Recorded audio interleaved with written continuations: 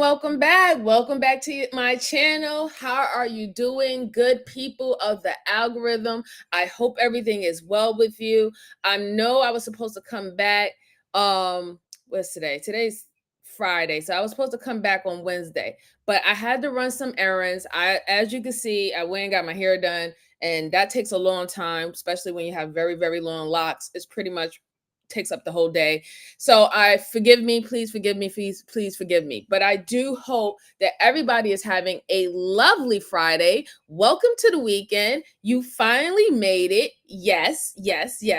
And I want to just say shout out to the early birds, and the early birds gets the worm. Shout out to you, young Riaz. Thank you so much, sir. I truly appreciate you. And always, Bruce, thank you so much, sir. I truly appreciate it. Like I said, Bruce is one of my subscribers who has his own channel, and he is a do-it-yourself handyman. So if you're interested in learning how to fix your cars, specifically trucks, or even dealing with pumps and stuff, he is your go-to guy to go look at him, break things down from the beginning and create and actually build it from from start to finish. He does a great job, and I truly appreciate his support on my channel.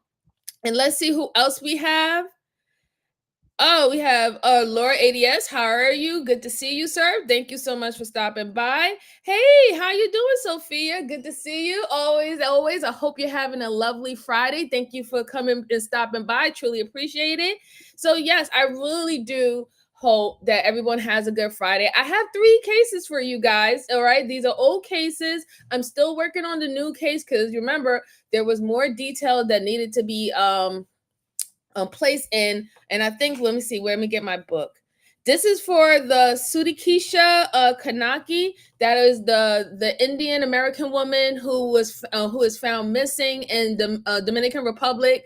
They do have a suspect. It was a guy who was the last seen with her, and even though he was trialed in the Dominican Republic, I guess they didn't have that much evidence, so he was allowed to come back to the Americas. So I want a little bit more information on that. She's still missing. They have not said that she pronounced her dead or anything of that sort. So I don't want to do that as of yet. But that one is definitely in the works. And let's see who else is here.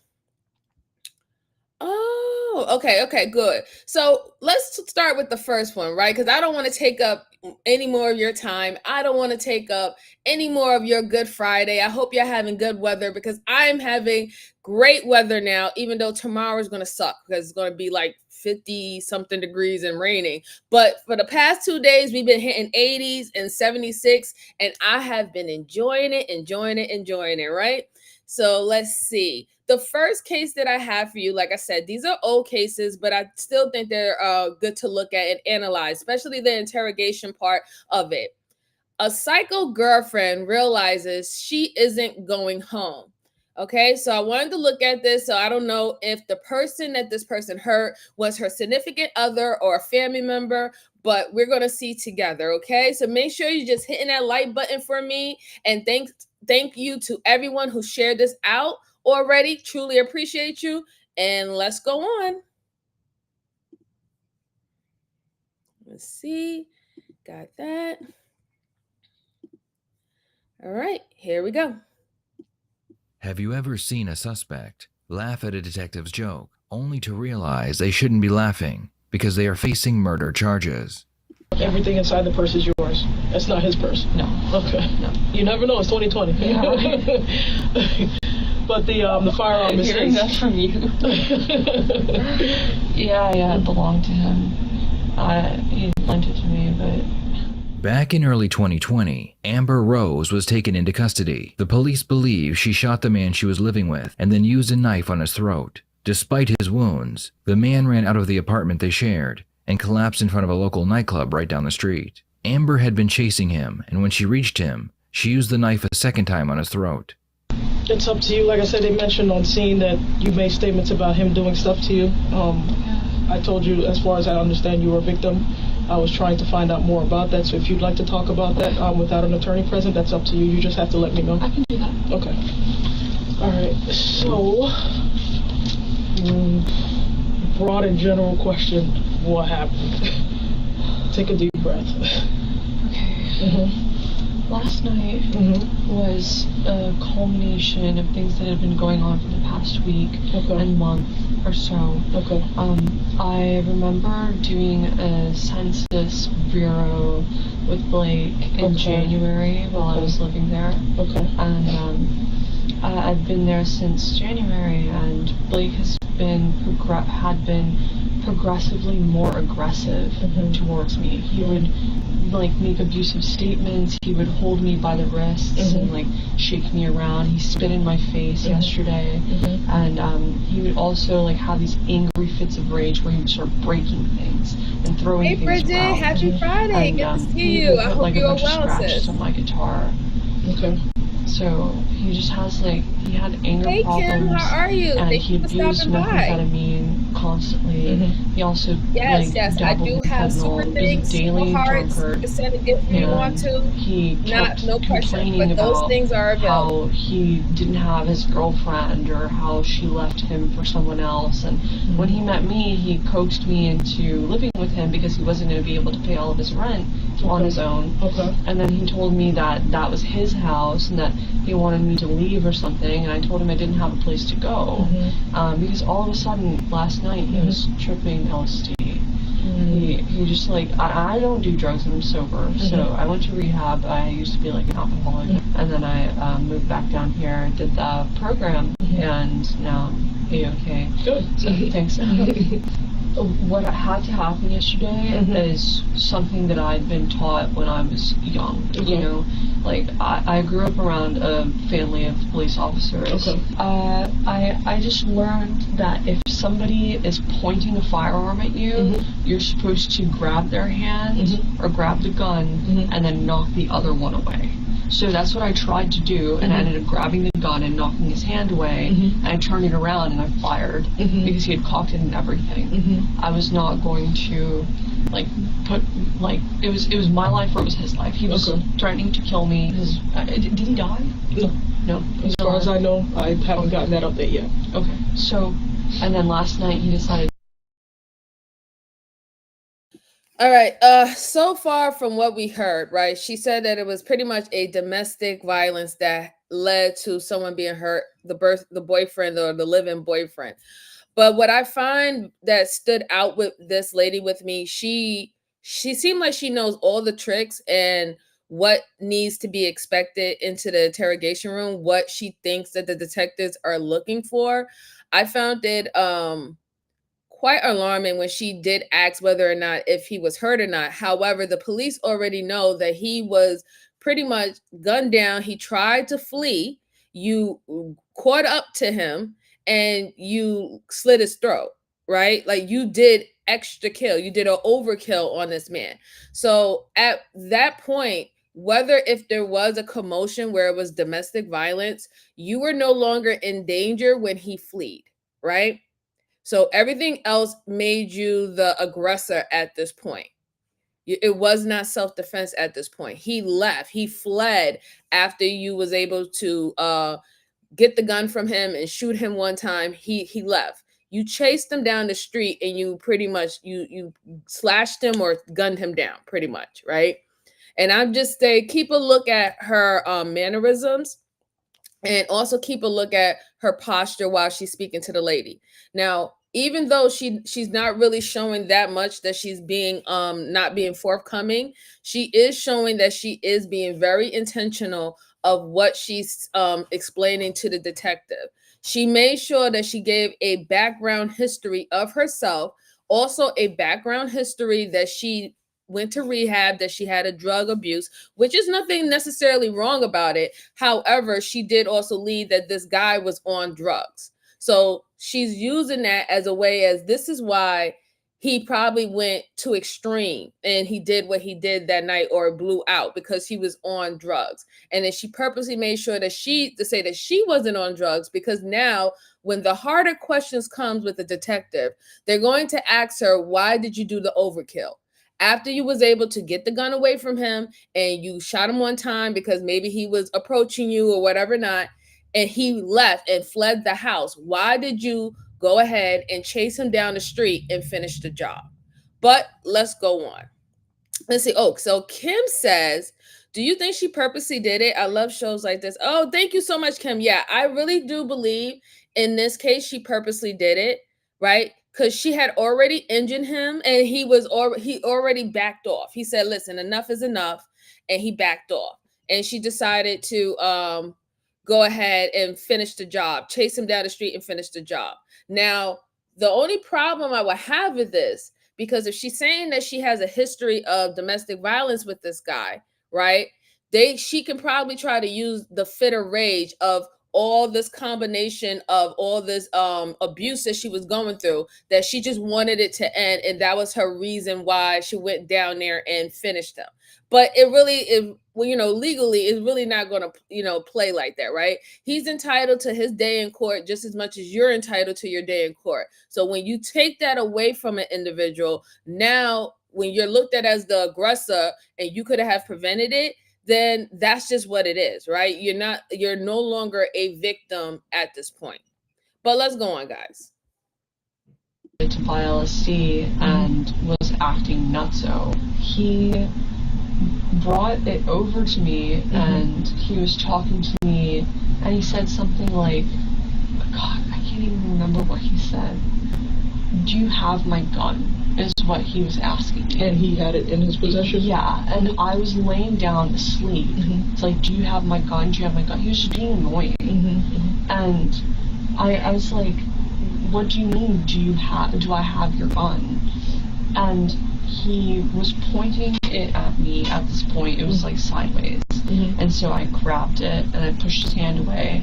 I grabbed it again and I let loose. Now, why, if he's just asking you, I would say more training than do you have my gun? Was he on drugs at that point? Yes. Okay. Yes. So what made you grab the gun? Oh, you're the fact that he was pointing at me and his finger was on the trigger. Let me just get you up out of here. Did he say anything to you other than, do you know where my gun is? Nice try, though. He kept asking to have sex with me.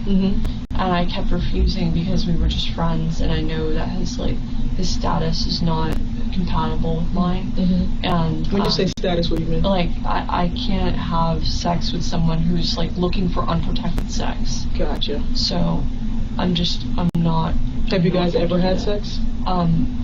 he's taken advantage of me a few times. Okay. And I just live there, so. Amber claims she had been living with her victim because she had nowhere else to go. She also claims he would take advantage of her on multiple occasions. The detective listens to Amber's story, but is more concerned with how she managed to shoot him with his own gun. Just show me pretending this is a firearm. This is so flat. It's not even close to a firearm. But It's I'm trying almost to. as flat as the one that he had. Okay, just kind of show me how he had it. Like this. And I was laying on the couch here. Okay. And you go like this. So this is the barrel pointing towards you, as if I'm you and you're on the couch and he had it, and his finger was on the trigger? Mm-hmm. Okay, and then... It's like bouncing around. Okay, and then say I have it, and I'm you, and I have it bouncing around here. What did you do? You have the permission to touch me. And if you hurt me, I'm going to kick your ass. I'm just putting that out there. Something like that. Like I pulled this up, and I pushed his arm back. Okay. Just really quickly, though, like with my palm. So did he have two hands on it? No, he had one hand. It was like in his right hand. So, okay. And because his finger was on the trigger, did he fire any shots at you at all? Or you were just able to manipulate the gun and get it away from him? I was able to manipulate I got you. away from it. And then what? Just instinctually just fire. Like, okay. Grab it like this, turn it around, and fire. Okay. With both of my hands, like, cupping the... Okay. And why did you fire? I'm going to say this. I don't believe her story of that's how she was able to get the gun from the gentleman. Okay. She looks like she's no more than about 130 pounds, right? Soaking wet. The guy, I'm sure, was probably stronger than her. Like, listen, let's just be real. Like, there's some women who can literally go toe to toe with men, but majority of women cannot, right? And even not even a teenager, a boy, a male teenager, they can't even go toe to toe with them, right? So the way how she's explaining how she was able to retrieve the gun is almost like she seen that in a movie where you was able to do this real cool kung fu tactic and you was able to get the gun without him shooting, getting it off. And then even with that, you turned around and you shot him. You see what I'm saying? You turned around and you shot him, and you're saying it yourself that you shot him automatically, right? That's not like you took the gun from him and you was like pointed at him like, get out my house now, I'm calling 911. No, you said that your reaction was, I got the gun and now I'm going to shoot him, right? It's just a lot that she's saying, and it's very, very layered, but you have to really pay attention to what she's saying. She's saying that he had the gun flimsy in his hand, in his right hand, and that's where she was able to push his wrist up, pull the other hand, and grab the gun. Now, most people, even people who are not good shooters, right? They do not hold the gun with one hand.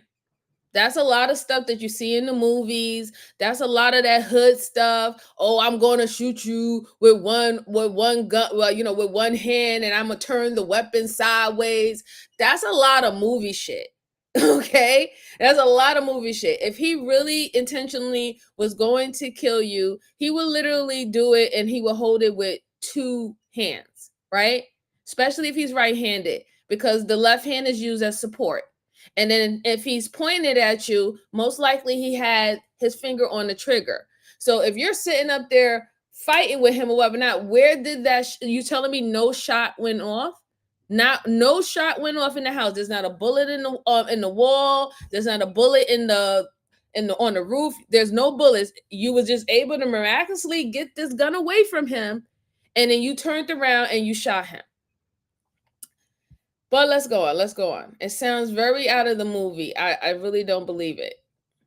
I felt like he was going to kill me. I had no way out of there.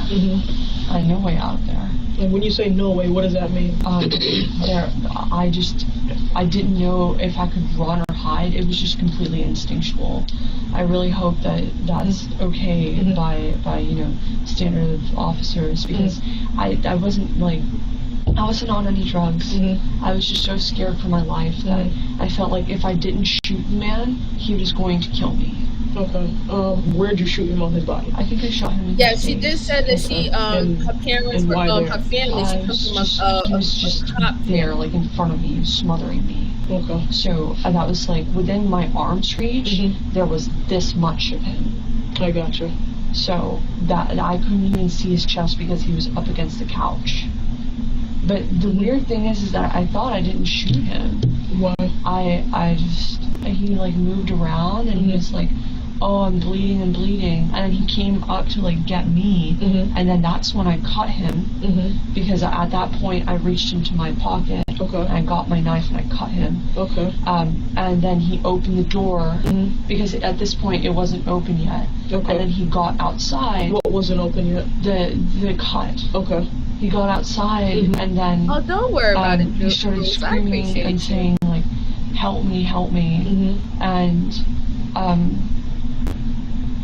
then the other guard showed up and he was like threatening me. He kicked me, that guard that called the police. Like they were being aggressive towards me too, and they thought that I was just some prostitute. I gotcha. And So Yeah, as he's she does, crawling Kim. I agree. outside, what's going on in this moment? Are you behind him? Are you in front of him? I was behind him and I was like trying to like get him back inside. Okay, That way there Alfredo, wasn't like some we can scene. believe Like her. I I really don't. didn't want to deal with people outside. We can disagree. So once he got outside, he was up, you know. So he slammed against the door, he was up, and he opens the door, and he goes outside and he starts running. And then once he gets across the street, I see him pull his head up like this, or maybe his head falls, and then he like walks and sits down over by the guard, and he's like, "Oh, help me!" And the guard's like starting to laugh, you know. And then the guard kicks me, and they're cursing at me, and so I just go back into the place, and I get the keys. See, now that's where I have to ask you a question because we have 4 witnesses on scene that said they saw you go up to him and Right, Sophia. So what happened with that? Was he doing something that made you perform that action, or what happened with that? He just kept grabbing at me, and he was like trying to like get me to like I don't know, like be brought down to his level. Okay. I no. Okay, and then what? I don't recall like doing much more than poking him with the knife by the time he was over there. By the time he was over where? Over by like all the public place. I wouldn't really So do after that. he left out the front door. And see, this is why she's not that bright, right? She's not the brightest crayon in the crayon box. Because you're literally showing them or telling the detective that he tried to flee. He ran to a public place to get help after you shot him and stabbed him in the house. And you went chasing him down in a public space and to go finish the job. That is not self-defense. That's not self-defense at all. So at what point did you not fear for your life anymore? You did not fear for your life anymore once you got that weapon, once you shot him, once you stabbed him, and also once you chased him downstairs to a public space down the block from where your building is. You weren't scared anymore. You was on the hunt at that point. And mind you, I get it. You know, if you're angry and you're in a foot of rage, this person try to harm you, kill you, you know what I'm saying? I understand, but when it comes down to just legal, just being plain legal, you lost the right of self-defense at that point. So anything else that happens, you might have to face, you might have to face a charge for it. Because you could have gave him the ability to still be alive today and go to court and face him for him doing what he did for you and getting a criminal charge. But that's not going to happen now. So now he's gone. The detective is strategic not to tell her that he's actually, he didn't make it from his injuries, right? Because she wants her to be as forthcoming as possible by telling her side of the story. So it hits different when you think that your victim is still alive than when your victim is dead, right? It hits different. Like some people, they will be more concerned if their victim is alive, then now you get the other side of the story. It might make them look bad, and they will actually want their victim to not be alive. And then there's other people who they're more concerned about getting a murder charge. Let's go on. Door? Yeah. Okay. Because we have 4 witnesses that identified you. Okay? Understand what I'm saying? And they said that once you approached him, you mentioned you're gonna die, you've had this coming to you, or something like that. And that's when you pulled his head back and him on his throat. I didn't pull his head back, and I think that those people are like coming up with a cohesive story to make me look bad. And why do you think that? Why would they be after you? Why would they have any interest in you? I have no idea. Honestly, I do know that some of my photos have been released online. I think that those immigrants without jobs would be like just okay with laughing at someone who has to go to jail because I didn't get they that wanted vibe to from them. like. I gotta let you know that, Amber. Okay. I didn't get that vibe from them. I get that vibe from them because they constantly like stare at me while I'm walking into the door. They're like, my pictures have been released on the dark web. I know that those people are all over the dark web. I don't know if you've seen the deeper dark web. I have not. I'm not even familiar. Okay, me really, not so much either. But if you ask one of the guys around here, ask them if they've seen me on the internet, they'll probably say yes. Is that true? Yeah. Okay. Yeah. And so that might have been another problem for Blake. Okay. Now, aside from that, I still want to get back. He was still threatening me. Okay, so that's what I want to get into. Is that how he ended up? Because he has it on his neck. Okay, and they saw you literally leaving within seconds behind him, following him, and they identified you, which is how we knew it was you. I just couldn't let him just stay like that. I was like, I felt bad. Amber wants the detective to know that she is the victim. She claims that even the witnesses who saw what she did are lying about what they saw because everyone is out to get her. As the interrogation plays out, Amber becomes more and more unhinged as she realizes she may never go home. When he approached me, that all happened, and then he sat back, and then he got up. So if that doesn't tell you the kind of rage that he was experiencing... It could also be adrenaline. It could be something totally separate from rage. Good to see no, you. it was scary rage. He was like screaming on the trip, and he was like, "You're ruining this for me, ah!" And I was just like, I don't understand what I did wrong. Like, I was just laying on the couch, I'm trying to go to sleep, I'm trying to look cute, like, with your little, like, bear blanket or whatever. And, Despite claiming that her victim would take advantage of her continuously, Amber just admitted to trying to look cute for him right before the shooting took place. And he just kept like talking about the music and stuff, and like there was a shouting match, but it was about the music. And then he started to like screw around with me after he woke me up. Screw around with you how? As in like with the gun in my face. And he had done that with like other like knives and stuff, tools, the ones that I was carrying. And he also has a small knife that he was doing it with.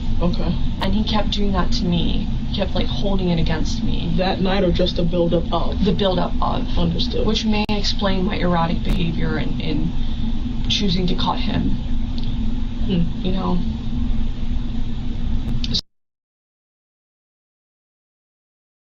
See, this is why I said that, this is not her first rodeo. And she really, the way how she's framing her words is very, very strategic, right? She's using words as erratic. She did it because he was doing all these things prior. And here's my thing, right? If he's threatening you, putting guns in your face or knives in your face, sexually assaulting you numerous of times when you just want to lay up on the couch and relax, if all that is happening to the point before the incident, then why didn't you leave? Not once. And you're literally want the detectives to believe that you had nowhere to go. Like, there's literally shelters and centers for women who are experiencing domestic violence or they need emergency safety, right? And this is for battered women. This is not only just for battered women and children, it's for battered women, period. So you telling me you don't have no family and you didn't want to go to one of these these centers for battered women who needs to escape a domestic violence situation that can get deadly. You didn't want to do anything like that. You wanted to stay around for weeks with this man terrorizing you and sexually assaulting you. And then now it gets to the point where you're like, you know what? I had enough. I'm going to fight back, and I'm going to make sure that he's done for the whole entire time.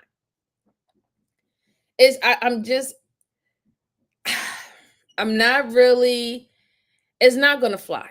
I'll just put it like that. I'm not saying that she wasn't abused. The guy could have been abusive, but there's just so many things that she said that led up to this point, and you could have took every avenue to remove yourself from this guy, and you didn't do it. And then you try to make me believe that you're some secret assassin who knows a gun technique where you can take a gun away from a 200 plus pound man while you weigh 130 pounds soaking wet. You was able to be the Creed assassin and remove the gun from his hand, and then you literally went on an attack, shot him, stabbed him, chased him down the block while he's screaming for help with the knife, not the gun, finish the job, and then walk off like you ain't do anything. And then you want the detectives to believe that everybody in the crowd is lying on you what they saw transpire, and that they have something against you. Ma'am, these people don't know you. These strangers outside in the public space don't know you. In the restaurant don't know you. At the bar, they don't know you. Why would they publicly, or why would they personally want to just take you down? Why would they want to do that? You have to start asking yourself that question. Why is your ego so big that you really think whatever you're doing is everybody's freaking business? That they really want to just, oh, what is she doing now? No, people are really not doing that. Most people mind their own business. And if you're in certain type of cities, it gets even deeper about that. There's a reason why we have something that's called the bystander syndrome, right?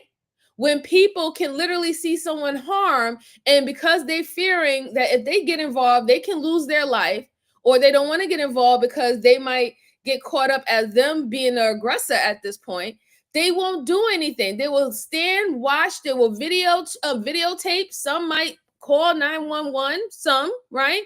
But that's why we have the bystander syndrome. There's more people who are bystanders now than actually actively trying to stop something that's happening between two people. So it's just, I don't know. I really don't know. Like, it kills me. It kills me. Let's see.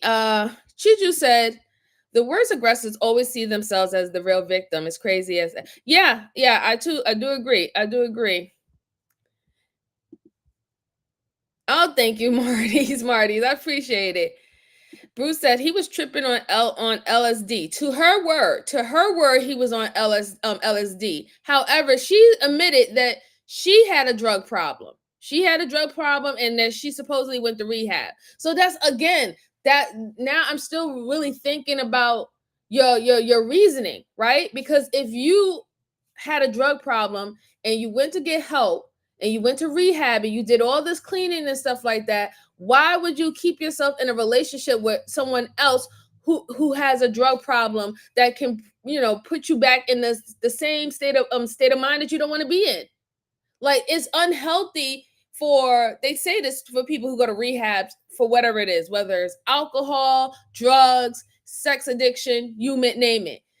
One of the things that they say when you go to these counselings is you have to remove yourself from that element if you no longer want it in your life. Sometimes you're going to have to cut some friends off. Sometimes you're going to have to cut family off. Sometimes you're going to have to stop going to certain events that have that available. You have to actively remove yourself from that, because it's harder and temptations gets worse if you're around it. So it doesn't really make any sense. Why would you be a recovering rehab, person in a relationship with someone who is doing drugs like LSD? And then on top of that, the whole abuse, the sexual abuse, and the wavering or threatening to unalive you with guns and knives. Like, I'm not getting it. I'm not getting it at all. Sophia says she could have went to the police. Yes. Bridget said, I need interrogation training like these detectives. I know, right? Exactly. Lord, it said, this sounds like this is on him too. From my opinion, he moved her in for sex and he got tired of her, tried to put her out, and she probably said that she ain't leaving. Yes, that is a possibility. We do know that people move people in for other hidden agendas, right? We know that people do that. That could be a possibility. Kim said he forced himself on her, but yet she laid on the couch trying to look cute for him. Yeah, like, I mean, it's conflicting, right? But then we do know that there could have been a point where he did probably force herself on her when she wasn't, when she wasn't agreeable. And the days when she were agreeable, she tried to dress up and look cute, for him to, to get his attention, which is quite weird, because if you're that scared and there's all that abuse, I don't know. Bruce said, I have been around people on LSD and me not be, they do the same scary shit. Roy says, these people have fears you could never understand. Well, I mean, I'm trying to understand it, but that's not a fear, chasing somebody down the street with a knife who's trying to run away after you just shot them and stabbed them. That's not a fear. Let's see. Oh, you talk about the LSD? Was you talking about the LSD? Okay, let's see. Well, in our defense, if he stepped in to help, we get in trouble. To a extent, right? To a extent, like, you can step in and help someone and lose your life. That is a risk. That's definitely a risk. And I completely understand why people don't want to do it. I really do. And then there's that other approach where you might step in and then the person that you're trying to help get upset or offended that you're hurting someone that they're still in love with, and they tag team your ass for stepping in. So those things do happen, and there's a lot behind it, why we have the bystander syndrome. Let's see. Bruce says, you're right, MJ, remove yourself, especially if they have a problem you're trying to get away from. Yeah, it just helps. It will make it healthy for you. Why put yourself back in that element? It makes it harder. But let's go on. So now, once he's on the ground after he's shot, then what? He gets up. He opens the door. He runs outside. But I thought you said you stabbed him again before he ran out. I didn't stab him. I cut him. Okay, so you cut him before he ran out. Yeah. Opens the door, walks outside, and starts complaining to the guard, for like asking him for help. And then at what point did he get this cut? That was just a larger one after I followed him. But why that one? What should I say? What should you say? What happened? Of course. Yeah. Why that cut here? Were you just trying to send a statement to him? No. There was no statement or anything. I was just looking to do whatever it took to get him down. Okay. Because now what I'm understanding is he's trying to separate himself from you and go and get help. And you're following behind him with the knife. No, I didn't do that. I definitely sent him out there with a cut. I didn't follow him and then him throat to throat, ear to ear. That was just what existed. But if those people all decide, if they decide to group together, I didn't touch his head. His throat. No, I did not do that. Now, once we get these videos, what are they gonna say? Because we have videos all up and down their street. We're just working on the landlord to give us videos for that area. I just want to make sure that everything that you're telling me is gonna match what that video says. Okay, so that's what I'm making sure. Would I be in trouble if that was the case? Just tell me the truth. That's why we're here. That's why we're here. I'm so sorry. Yes, I wanted him dead at that point because he threatened to kill me. Okay. And he had been pointing a gun at me. Okay. And so I was running on adrenaline. I could imagine. And that was just not, it wasn't okay, and it wasn't okay to do in public, but I didn't pull his head back or anything. So how did you do it? Well, the same way that you would normally do it. I haven't anybody's throat, so that's what I'm asking you to explain. I don't know what normal is. You slide I haven't done this ever before, and I just slid the blade across the skin. Were you in front of him or behind him? I was beside him. So on the side of him? Yeah. Okay. And I reached over and I went like that, and it was really small and quick, Because I'm just afraid of him. as well. Okay. Now, I've been gone As soon as for Amber like is 2 told days. she was caught on They camera, didn't miss anything. she immediately begins telling some of the truth, as she explains why she attacked an Hey, Miss Jalen, good to see you. Good to see you. Yes, Bruce, that's what. Did you see my? Did you see my face? She said, "You said, will I be in trouble?" Yes, if the video, because she knew. She tried to say that I didn't do that, and when she said, "Well, all the strangers out in the street said that they saw you do it," and then she said, "When we get the videos and it shows that you do it, what are you gonna say?" Then she's like, "Oh, wait a minute, but if it is true, am I in trouble?" Yes, yes, you are in trouble. Absolutely. Like, are you kidding me? And then you even admitted once again that at that point you just wanted him dead. So you can't even use self-defense. You can't use self-defense as into why you took his life. This is why you need to shut the fuck up and go get a public defender, go get a lawyer, go get somebody to speak with you. Because I'm not saying that you was not trying to defend yourself in that house, right? But everything you did afterwards, you just admitted that you did it because you wanted him dead at that point. You wanted him dead. Like, gosh, lady, come on, man. Come on. It just gets so bad. Like, please, like, you got to just stop this. Like, please, just go get lawyers, right? Just go get lawyers at this point. Go get lawyers. Let's see who else is in here. Hey, hi, JK. Oh, okay. Okay. Yes, Paul, the same way you would normally do it. Are you crazy to say something like that? But tell you the truth, I think she meant when she said the same way that you normally do it, I think that she's referencing what they show as the normal basic way to slice someone's throat in movies and stuff like that, or even people who self-harm themselves with knives or needles and stuff like that. I think that's what she meant, but it didn't help her by saying that, because I would have been, as the detective, well, what you mean like how you normally do is, and then she tried to clean it up. Well, this was my first time ever doing this before. It's like, golly, lady, why? Yeah, she just said she definitely wanted him dead. Yes, she did, Jamie. Let's go on. Oh, dear. Oh, poor dear. injured man who was trying to run away from her. She continues playing the victim card. Where are the cameras located? On First Avenue, South Dixie, and on J Street.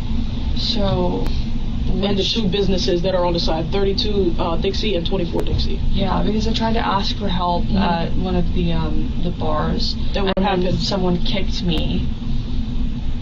Why would they do that? I don't know, but that's why I'm saying that I think that those people just made that stuff up. Okay.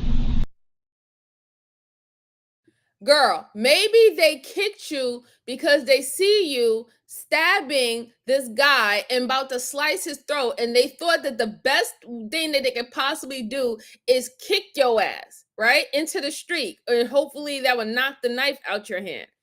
But that doesn't mean that everybody, all these strangers that was around who saw what you did, have it out for you. It does not make any sense. Why would they have it out for you? You're not known everywhere. You're not no celebrity. You're not even no OnlyFans celebrity. You're not no Instagram celebrity. You're not no influencer and stuff like that. Like, these are not your entourage. These are not people sitting up here looking for your autograph and knows your whole background. These are random people in your neighborhood who saw something gruesome and horrible and they like, yes, this is what this woman did. And she knows. And the bad thing that she knows that what she did, and now she's concerned about it, because this is why she's asking the detective, where are the cameras are in that area? Even if you know where the cameras are in those areas, you're not going to call somebody because you're not getting out of this. It's not like you're going home, right? You're not going home, but you're not going to be able to call anybody to get them to get those goddamn cameras for you. Like, so I don't even know why you're asking, but let's go on. Did you have blood on you? Did you have a knife in your hand or anything like that? I had some blood on me, yeah. Okay.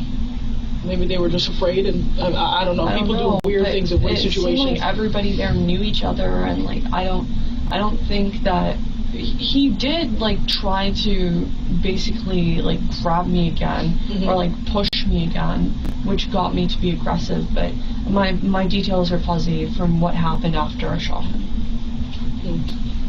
So let me ask you this. I have PTSD, so I don't really know what exactly happened. Sure. But I knew that those people just thought that I was some prostitute or whatever, and that they wanted Blake to be my pimp or something. Why are you coming up with this consensus? Well, because that's okay. When I lived in Orlando at college, that was the whole like motif of everything that. Lady, you're burying yourself. Stop talking. You're literally set it up. Like, so now, even if they didn't think that you was like some, some sugar baby and you was living with this guy, like, like a sugar daddy situation, and y'all had a sexual transactional type of relationship where he gave you room and board and money and you gave him nookie, you just put that in there now, right? You put that in there. So you can't even, like, even when you're talking about the whole situation, you're not even talking about it as if you was in a loving, romantic, some parts romantical relationship, something that was like going to be a future relationship that's going to lead to marriage. You're putting that whole story together that this was something that was transactional. You put that out there. You put that in the atmosphere. And you trying to play it off that this is what these people was assuming. Why would they assume that unless the guy looked like he's old enough to be your father? Now, I don't know how the guy looked, but the way, if you believe that outside strangers that don't know you and don't know him think that you was like some sugar mama, right? Or you was prostituting yourself for room and board and money, then the only way that they would think that without knowing you, if the guy looks like he's like 40 years or 50 years your senior, right? That's what they would think if they didn't know anything about you guys. Nothing, not a story, no nothing.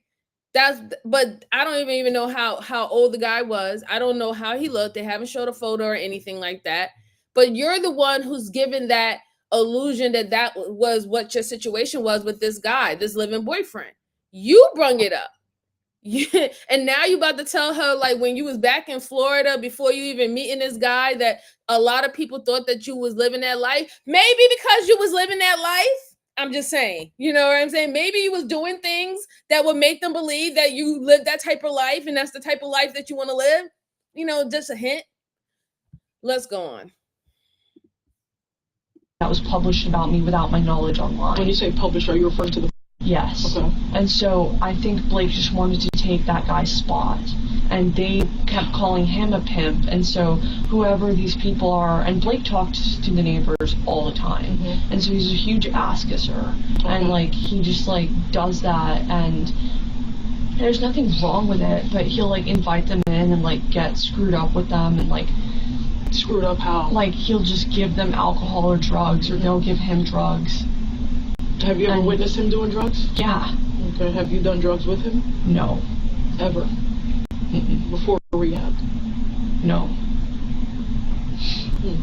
Okay. The detective asks Amber to stand up and reenact how she attacked her victim while he was lying in front of the nightclub. The detective also wants to know why she tried to flee the scene if she is a victim. He's about this tall. Okay. And so I had my knife and I just went like this. And I like turned away and I was trying to get away from him. Okay. And then the like corner parking lot guard started screaming. And then he said, "Get the f*** away from me, bitch," and like all of this like disgusting language. Sure. And then some other... So now she's scared. So now she's showing that she's not being forthcoming. We see it now. Before, she was able to keep her cool, but the more that she talked, the more that she realized that she was giving too much information and too much detail, and that this is not coming off as self-defense. So now look at her body position. Look at her arms. She has her arms crossed. She's now she's fabricating. She's lying. She's lying, and she's trying to find something to make it stick. She's trying to make him seem like he was still aggressive and trying to take her life while he's sitting up there trying to plead with the public for help while she's stabbing him and slicing his throat. This lady. Hi, Flora, darling. It's so good to see you. How are you this Friday? This is yeah, I would love to see the camera footage too. Like, seriously. Excuses. Absolutely. Bruce said, me too. At least here the cops say that they have the video to see her reaction. Well, we saw her, right? When they said that, oh, they have cameras. You know, you seen how she was like, well, where the cameras are? What street? What avenue? Because she's going to make it believe that she didn't go down that avenue, or that wasn't her. You got the wrong person. This lady. Michelle said, yeah, I'm from Florida. I heard Street Dixie. I knew it was Florida. Yeah, it is Florida. Absolutely. Hector says she's writing a sitcom for Netflix, wasting talent. Ooh,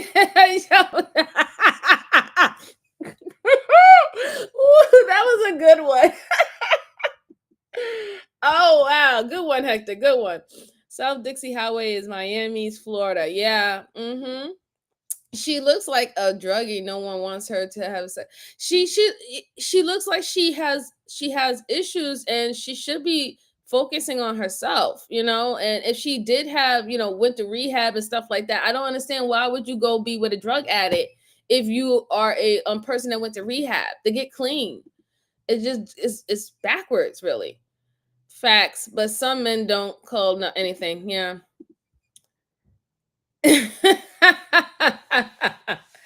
I don't know MJ though. Yeah. Let's see. Jamie says she's digging her own hole at this point. She really is. She definitely is. She doesn't really realize it because she thinks that she can keep on leading as she was scared of her life.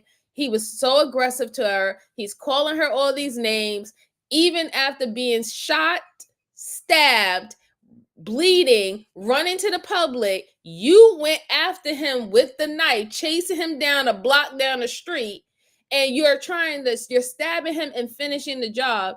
She still believes that she's the victim. She still believes that it's okay. It was okay to do that. Michelle says South Dixie Highway runs along all South Florida, and then it turns into regular Dixie Highway when you get up about, I don't know. I think so. When I used to live in Florida, I was more Central Florida. So, yeah. Let's see. Yeah, she claims her boyfriend was beating her, doing bad stuff. She chased him down the street after shooting him. She cut. Yes, exactly. Okay, no problem, Flower. Thank you. Yeah, she's definitely freaking out inside. She sure is. Michelle says she picked the best place possible to pull this psychotic act, all along a street full of nightclubs. Yeah.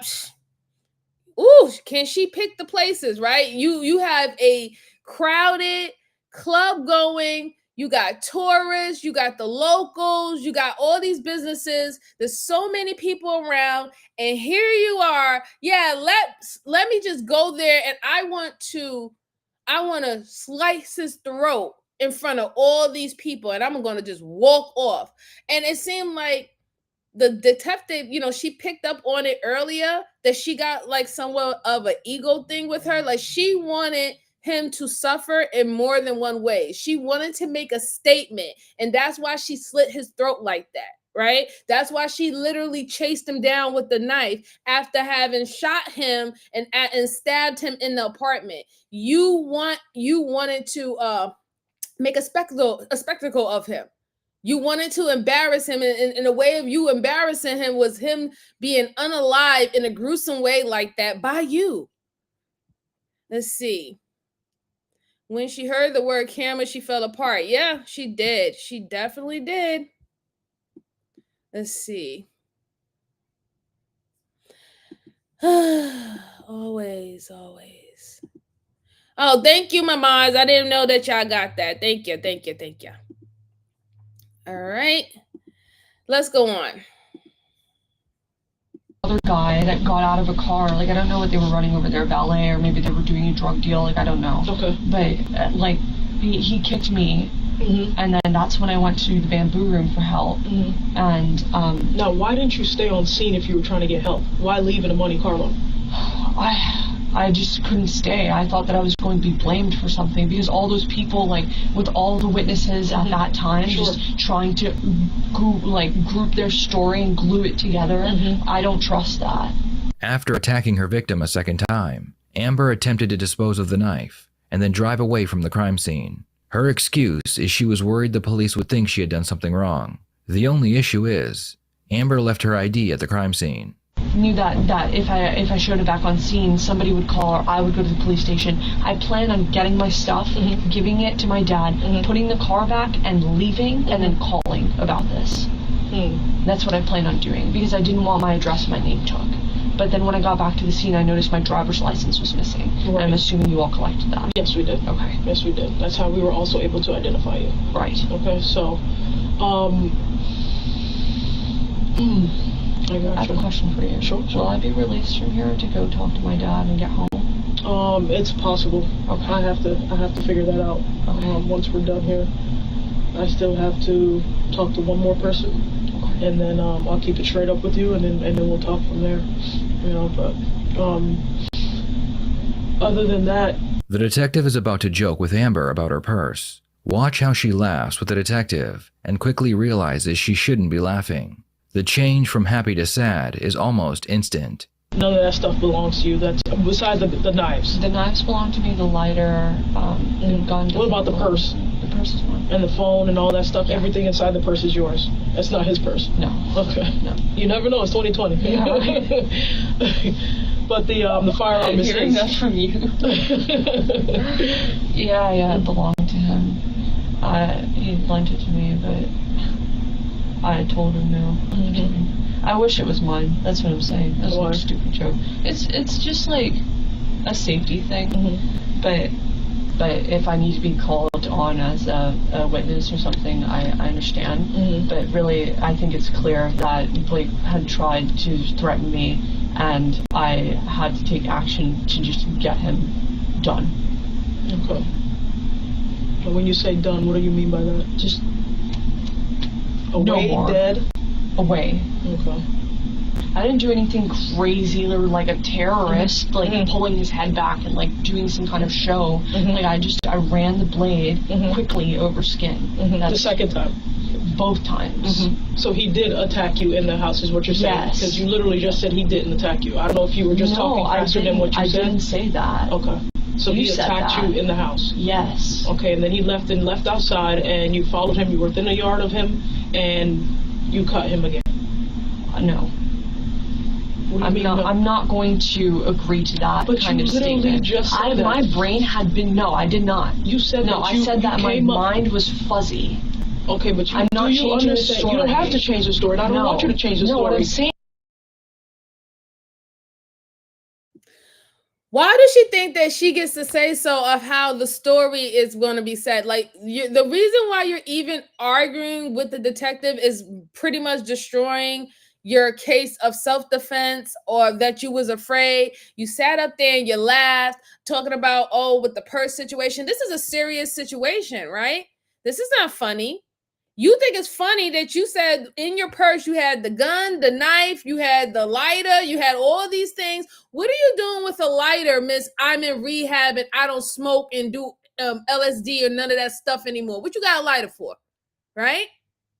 Right? I just got out of rehab. I don't do anything. And then on top of that, now you saying, no, I don't agree to that. I don't agree that she admitted in the beginning. She shot him, but she said that she didn't know if she shot him. So she went in with the knife and she stabbed him in the house. Then you allow him to leave your house. You follow him with the knife. He's running. Y'all are a yard away from each other, right? 1 yard, 3 feet. You're 3 feet away from each other. You're chasing his ass to the public area where everybody's at while he's trying to call for help, and you slit his throat again. And then she tried to play it off like, well, I didn't slice his throat. What I did was I just cut the skin. I just cut the skin. The way how she's talking about it is ridiculous. And I don't understand why she thinks that this detective is her friend, and that and they're having a conversation with each other to get to get the story straight. Like, this is what we're going to say to the judge. This detective is not your lawyer. She is not your friend. You should have came in there with a lawyer, okay? So you can, quote unquote, get your story straight. She's not going to sugarcoat anything that you said to her earlier. And now you're saying, no, I don't agree to that. I didn't say that. Yes, you did. They have it recorded. This whole thing is recorded. Yes. The self-snitching in this is wow. This is literally like diabolical, how she is snitching on herself. And she's literally thinking that she's having a conversation with one of her girlfriends, and we're just trying to get our story straight, right? We got to get our story straight to make it seem like I was a victim the whole entire time. Even when I was chasing him and I went to slice his throat a second time in front of people, right? I was a victim. And she really believes it. She truly believes it. Kim said one pot of hot things she's going to get away with, but she asks, can I leave to talk to my father? She knows. See, this is what I'm saying. So now is, oh, you said that you didn't have no family. You said that you didn't have no place to live. But then you mentioned that you have a family full of cops. So this is why I said, pay attention to how she's talking. Pay attention to how she is formulating her words, right? She was already coached before she came into this interrogation how to approach this interrogation. But because she thought that she was just going to get over by making it seem if it was a regular domestic violence, self-defense, homicide type of case, she thought that she was she was full of herself. She thought that she can let out more information and it wasn't going to be held against her. But then when she realized that the camera, there was cameras, a whole bunch of people that don't even know you said they saw what you did. Now she got a little scared and shook, and now she wants to rephrase her statements all over again. No, absolutely not. Let's go on. Pure evil at this point.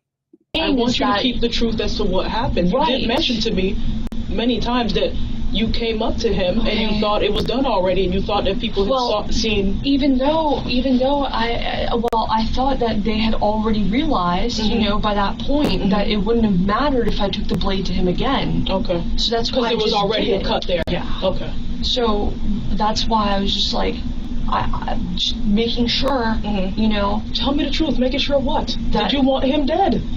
He was going to kill me. Answer the question. It's okay. It is. It is. It's okay. You're here. You're safe now. I understand. Okay, I just need to know what it is that you were thinking at that time and what you were feeling at that time. Well, now you know, because of what I was thinking was that this man is unsafe and he's going to hurt either me or somebody else. Okay. And then what I was feeling was upset, sad, and just scared. Understood.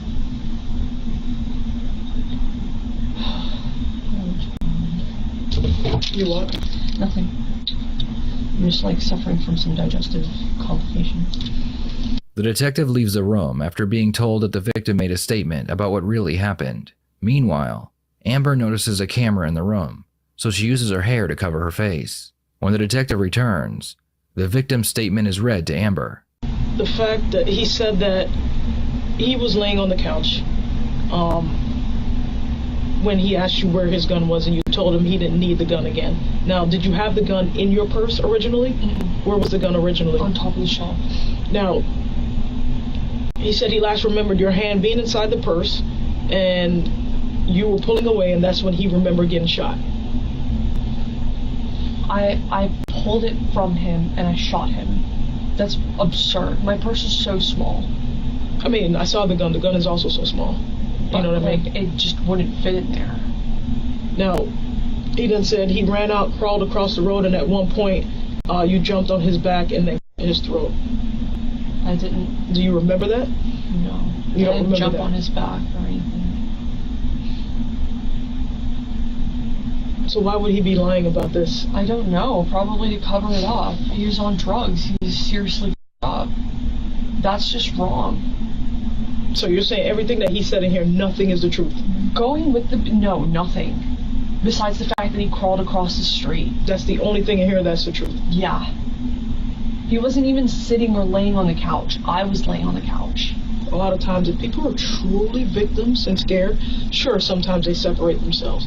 But if they do come back to the scene, they're seeking help. You know what I mean? You're doing things outside of that. You're taking off your clothes. You're changing your quote-unquote appearance. And, well... No, I didn't change my appearance. I felt gross. I was, like, grossed out. I didn't want to be there anymore. I suffer from trauma. I've been through a lot of, like, therapy. I'm like a small girl that's been abused her whole life. Like, I don't have this... It's okay. I don't have this kind of, like, I don't know, like, mental mannerism of... Now her using the sympathy plea. I was an abused girl. I'm a small girl. You was a small girl who was a trained assassin, right? You was able to do a technique and move the gun from his hand, shoot him, stab him. He's running like, ah, shit, I'm fucked up. I need to go get help. This girl's crazy. You like Terminator running down the stairs after him, like dun dun dun dun dun dun. And you literally, when he collapsed, wherever he collapsed to get help, you slit his throat.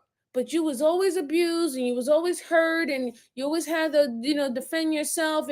Like, this is not the time for that. This is not to say that you weren't. It's not to say that you was not bullied.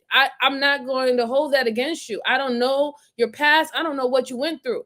But what you did right now at that incident, you are not the bully anymore. You were the aggressor. And it seems that your victim is alive to tell the tale. And then you're saying that he's lying. Why would he have to lie? And why does his story matches up with the bystanders that were around the scene of the incident? They're all plotting against you. Girl, I can't. If you have that much trauma, you're going to run away. Or, you're going to hide down, like certain trauma, like you have fight or flight, right? And this is why I gave her the benefit of doubt that if there were a domestic, thing going on in the house, initially, yeah, she was, that type of trauma, she was fight or flight, and she fought, right? But everything after that, when she running after him, acting like she's ninja assassin and all the shit like that, that she's not a victim anymore. You are hunting the dude down. You like literally acting like a vampire hunter at this point. You know what I'm saying? You brought a knife. Like the only thing that you didn't have in your toolbox at this point was a fucking wooden stake. You had a gun, you had silver bullets, you had a knife. Like what? It's like, damn, you was about to go to war. Like what? Like, and that's kind of weird to me because I'm like, why you have all that stuff? Like, why you have all that stuff in your purse readily available for you to grab it? Because according to the guy's story, you the one who went in your purse and the gun was in your purse. The knife was in your purse. Everything was in your purse, right? And you went and you grabbed it while he was sitting there laying on the couch. So I don't know, man. I don't know. This heroic victim narrative is crazy. Yeah, it's getting bad. It's getting so bad. She's not in the yeah. I'm dead serious. She like, look, I'm picturing her chasing him down, because obviously you could tell that she's somewhat psychotic, right? She has some problems, right? Because she really believes in all the stuff that she's saying. I'm picturing her, but chasing after him like she's the silver liquid guy from Terminator. And you remember how he used to run? He was like, dun, dun, dun, dun, dun, dun. Like, I'm just picturing her doing that. It's insane. Insane. Let's go on. Like trying to cover up a crime. I was scared for my life because that man had been aggressive for the past like 2 months that I've known him. I don't understand the kind of social construct. Like, I'm kind of autistic. Like, I seriously don't get it. Like, I don't know what else is going on in the city. All I know is that Blake was supposed to be taking care of me, and instead of doing that, he was like doing angry stuff, like breaking aerosol cans inside of the house. I remember you saying that. It appears that Amber does not understand the gravity of the situation she is in. She expects to go home after the interview, but the detective is about to let her know what will actually happen. So I have to be held here? So I can't leave today? No, not right now. Why did you tell me it was a possibility before? Because it was a possibility, because I still need to find out. Okay. Alright. So it still is a possibility, I still need to find out. So once I find out, I'll let you know. You understand? Alright. I'm gonna make some calls. So I want to make... Yeah. What are the outcomes of this? Outcomes of what? What if I don't get taken to court? How would that have happened? If you don't get taken to court? Thank you, Paul. What do you mean? How do I avoid court? What's the sequence of action that needs to happen for me not to be called into court about any of this? Well, you would have to be... See, look again, like, look at the questions that she's asking the detective. Does that read somebody who was in self-defense, who used self-defense? They fear for their life. They're so sorry that they even had to get to this point. They're not even concerned about this person. They're more concerned about themselves. And then she's speaking to this lady as if she's her lawyer. Like, what steps do we need to take that I don't have to go into court and that I can leave? Like, what needs to happen? Like, why are you asking questions like that? You should have got a lawyer from the beginning. That's the person that you need to be speaking to have that question about how y'all going to, swing this. You know what I'm saying? Like, that's the person you need to speak to. This woman is not your friend. I don't know how many times I have to say it. The detectives, the investigators are not your friends, okay? They are here to get the truth, whether if it works in your benefit or not. Why? Because they're working with the prosecutor who works with the state who is charging you, dumbass. Let's go on. Be found not guilty of any charges. Okay, and that's how you avoid court. And what charges? Well, what you're facing is attempted first-degree murder. That's what you're facing.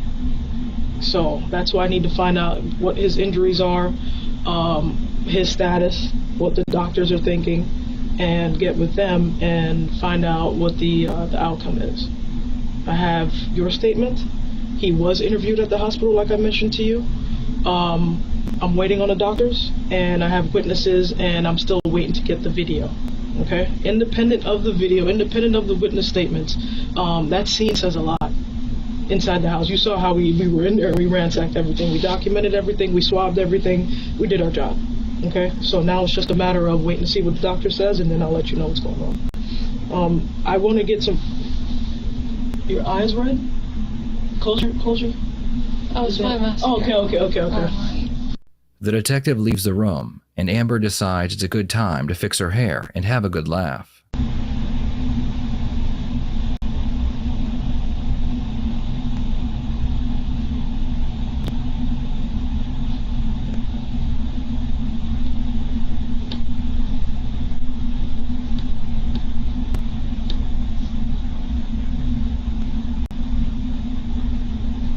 Hey, boo. Yeah, she crazy as hell.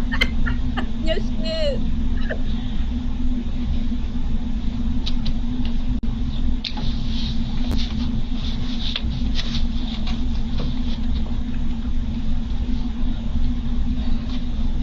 The The detective re-enters the room carrying a prop handgun used for demonstrations. The goal here is to get Amber to reenact the shooting, to see how likely it was she took the gun from her victim.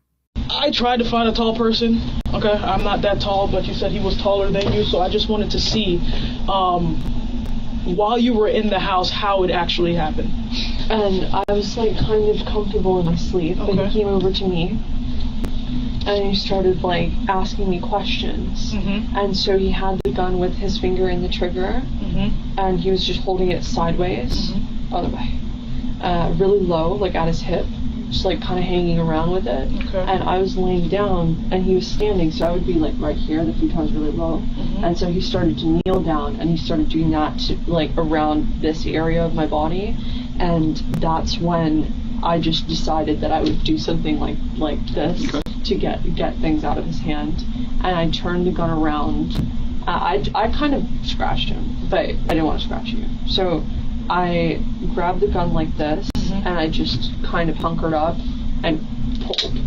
Okay. And so I think it just landed wherever it landed, because he was that close to me every time. Okay. Austria. Alright. Knife.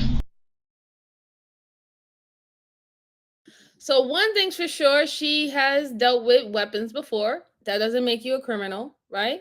You know, and she says she already comes from a cop family. So I would definitely expect that they would train her to use a weapon.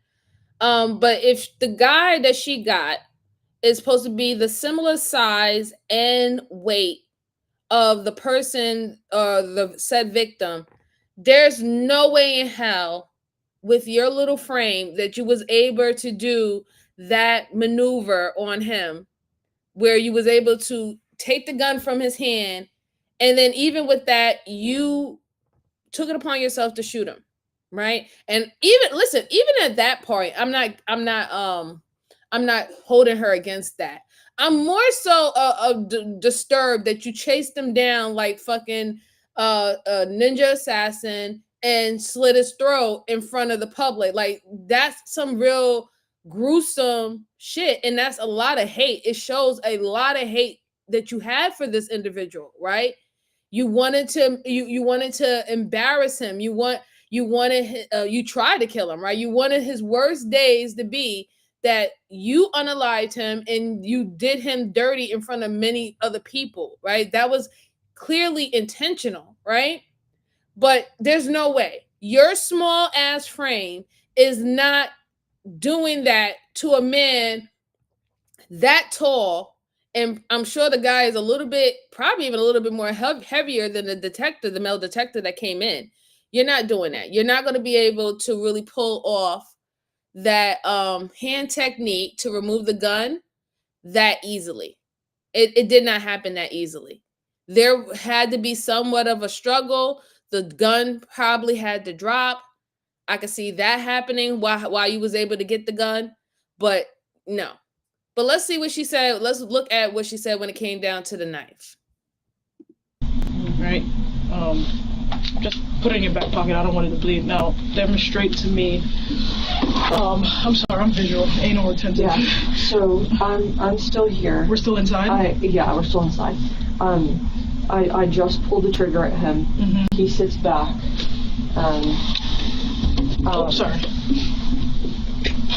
And you're like on the floor. You're okay. And then at this point, you are like still angry, and you get up and you come towards me, and I'm laying like this. And at this point, I just put my leg out, and you put your hands on me to send me back. I'm like kind of halfway folded. I can't really do it right now. I have that correction, but yeah. And then that's when I took this out and just quickly slashed him across the throat. I know that looked sideways, but I drug the knife across. Okay. So, or was it this way? Oh yeah. I leave my knife in my back pocket like this. Okay. So I just went like that.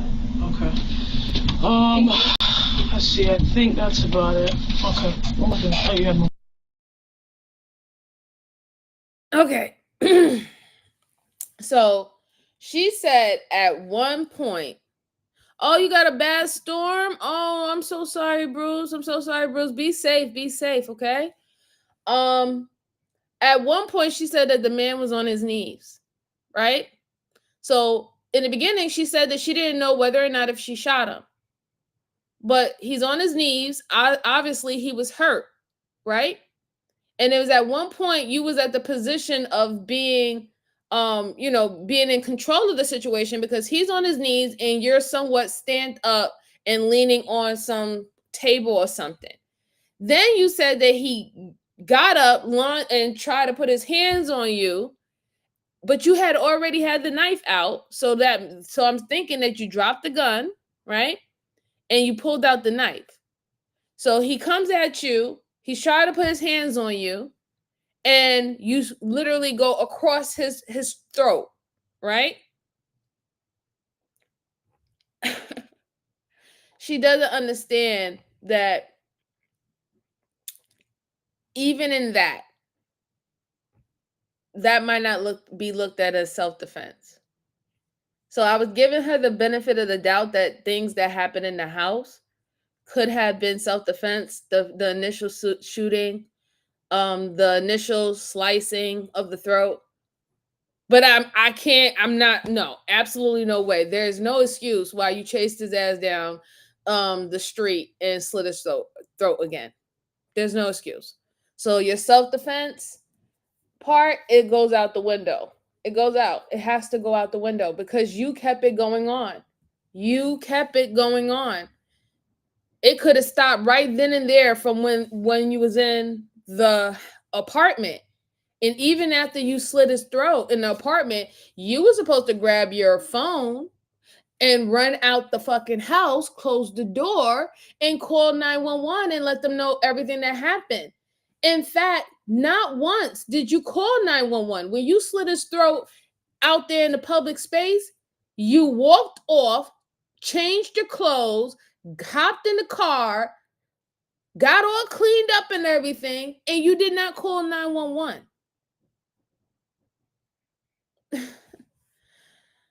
I don't know. It's not an accident. She said that she had every intention to kill him. She wanted to kill him because she was sick of being abused by him, and he'd been threatening to shoot her, stab her before, prior to this incident, and she went into a fit of rage and she wanted him gone. That's what she said out of her own mouth, sexy. And see, Bruce said, this cop is the same size as her victim. Yeah, so she's pretty tall. She definitely is pretty tall. And let's see. Kim says self-defense. She should have ran the opposite way and called the cops. Right. Even if you had to even if you had to slice him first, or you had to shoot him first, so you gave yourself enough time to actually get away from him, right? That shows that you wasn't trying to inflict any more harm than necessary. That is self-defense, okay?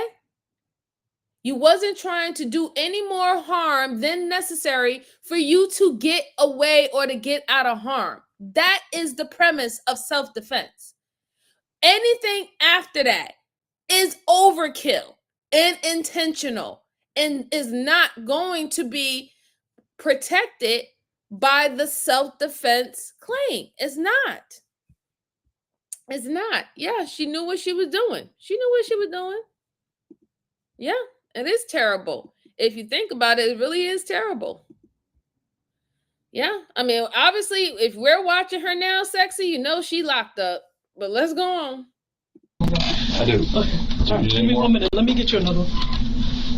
If you need to use the restroom, let me know. Yeah, I'd like to use the restroom. If I can find pants, would that be okay? I mean, it's kind of weird. Pants? Yeah.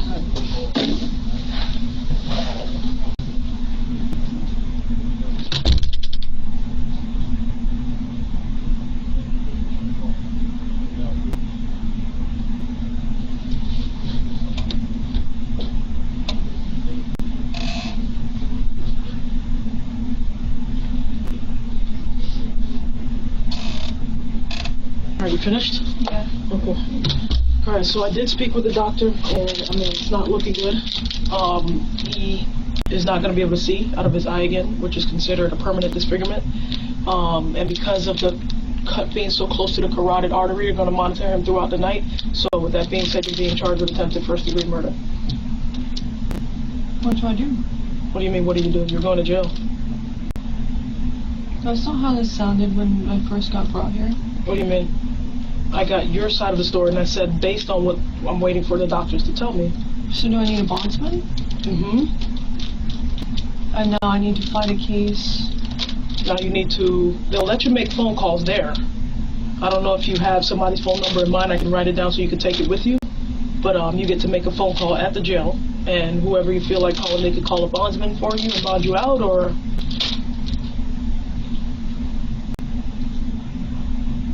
Alright, so we're going to bring you back to the cell back here.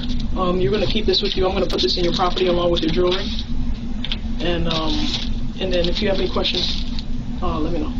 So when we get to court, You do first appearance. I forgot you haven't been arrested before. So what happens is you're charged, which is not a conviction. Okay, it's just saying based on what the totality of the circumstances are, your statement, his statement, the witness statements, and what we have on scene for everything that we collected. These are the charges that I feel are appropriate based on everything that we spoke about and everything that I have.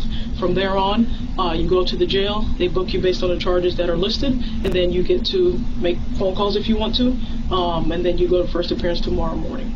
You see the judge speaks with you, and you get appointed a public defender if you choose. so what?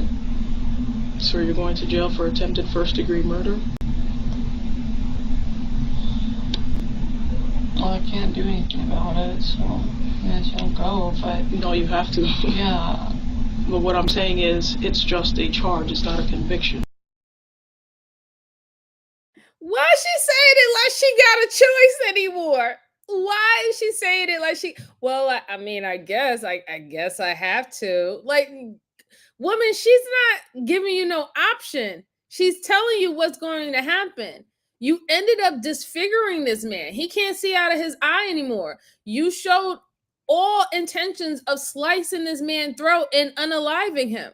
You said in a minute with your own words that you wanted him gone because you were sick of this crap. You chased him down like Terminator and slit his throat and stabbed him. You shot him and you stabbed him in the house prior to that. Not once through any of that did you call the police or 911. You did not try to flee him. In fact, you chased him. Everything that you said is literally attempted first-degree murder. And the only reason why it's not first-degree murder, because you intentionally did everything, is because the man is still breathing today to talk for himself. That is it. That's the only reason why you don't have first-degree murder, but you have attempted first-degree murder. And she's looking at her like a deer in between headlights, like she doesn't understand what is going on, and that she doesn't understand why it's not looked at as complete self-defense. That's how she's looking at her. I can't believe that you're not looking at this or seeing this as 100% self-defense. And I had the right to take this guy's life because he'd been tormenting me and sexually assaulting me the whole entire time that I was in a relationship with him and leaving him and threatening that I had to leave, knowing that I had no place to go. So in a way, he put me in a very bad situation, in a bind. So this was the consequence for it. And whether or not, if you believe that that was his right consequence, you're going to have to deal with your consequence now, right? That's just what it is. Like I said, I'm not saying that she wasn't abused. I'm not saying that he wasn't abusive. Not saying that he don't have a drug problem. I'm not saying none of that. I'm only going off of the basis of what she stated out of her mouth. The legal part of it, you no longer were in self-defense, okay? You wanted to commit murder and you intentionally tried to take this man's life. That's what the courts is going to see. That's what the detectives see. That's what the prosecutors see. All that extra stuff that you was talking about, they get it, but that's not really their concern. Their concern is about the incident that took place that night while a man is sitting up in the hospital with one eye, a bullet wound, and two slice cuts on his throat. That's what they worrying about. Why this man look like this? This man didn't look like this yesterday. Why he look like this today? That's all they worrying about. It's crazy. Kim said, do you think they're going to allow her to bond? I don't think so. It could be a possibility, but I wouldn't, because to me, she's dangerous, right? Obviously, when she gets in a fit of rage or she doesn't get what she wants, whatever not, she's gonna come out here and she's gonna start slicing and dicing like Rambo, like she, So in a way, she is somewhat dangerous. Jamie said, "Oh my God, if she has cops as family, she should have. She knows. You could tell by the way how she approached the interview initially that she was coached by her family cops, right? And to say what to say, to use these words, to say that you was acting erratic, it was out of a fit of rage, heat of the moment. She knew to put, to paint that picture and also to paint the story of her life, even to let them know her addictions, his addictions. She did a lot of storytelling in the beginning to paint the narrative, to make it believe that this is all one big situation of self-defense, and try to frame it that everything that she did after they left the house was justifiable. And it's not. And it's never going to be seen as justifiable in anyone's court. Because you had many times where you could have ran, many times that you could have went and got help, many times that, that you didn't have to even go that far. You didn't have to do anything else outside of what happened at the house. But you the one who told on yourself. I don't know. I don't mean, like, hey, you told on yourself. He said, oh, yeah, I guess so. You also right.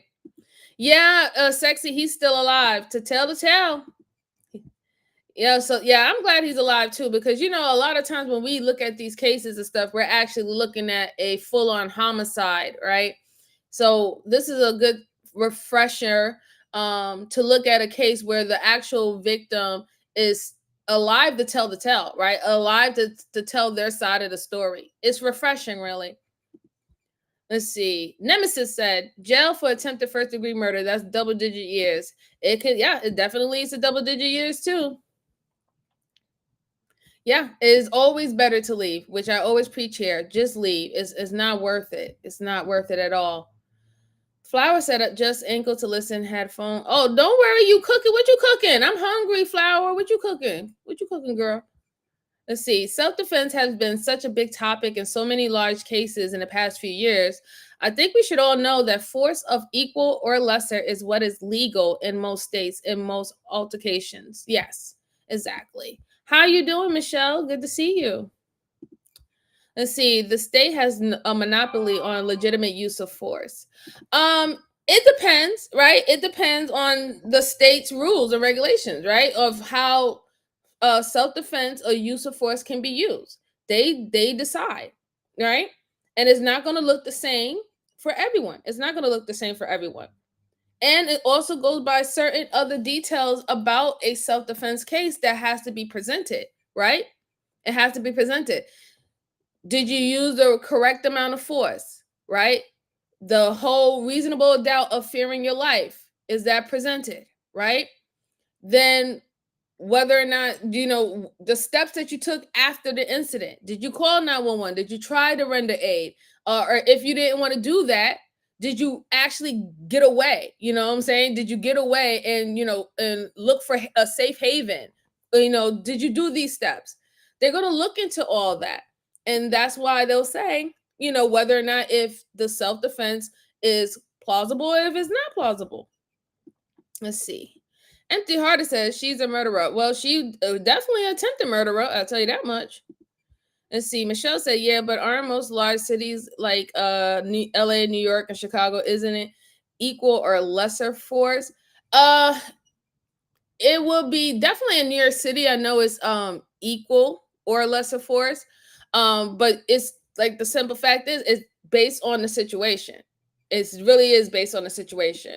So if you have to do something that was the last resort for you to do to make sure that you were safe, you no longer had bodily harm, but you didn't impose any more bodily harm that on the person that was attacking you.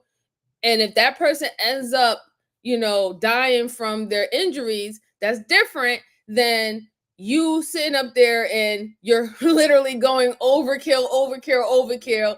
And of course they die from their injuries because you added on more stuff to it. Like you sitting up there stabbing them, you shooting them an extra 3 times, 5 times. That person could have, there's a possibility that a person could survive from getting shot. It's a possibility, depending on where the person stabs at, a person could, survive being stabbed. But if a person is showing intent on unaliving a person by how many times they shoot them and how many times they stab them or whatever instrument or object that they use, then it can be a tough case to prove for self-defense. Let's see. Bruce says cuffs, a cell, and you won't get bond, and you will be in jail until arraignment. Yeah, I think so too. This was an illegitimate use of force. It was. It definitely was. Yeah, it was attempted. Because the guy's still alive. The guy is definitely still alive. I'm so behind. I'm so behind on y'all messages. I'm sorry, guys. Let's see. Flower said they should have told her to get a lawyer. She should have known that. She should definitely have known that. She only have, ugh. Let's see. Jamie says she's very dangerous. Hopefully this guy that actually survived has learned a lesson, so he shouldn't mess with women. I wouldn't say necessarily mess with women. It's a bad situation. It's a very bad situation.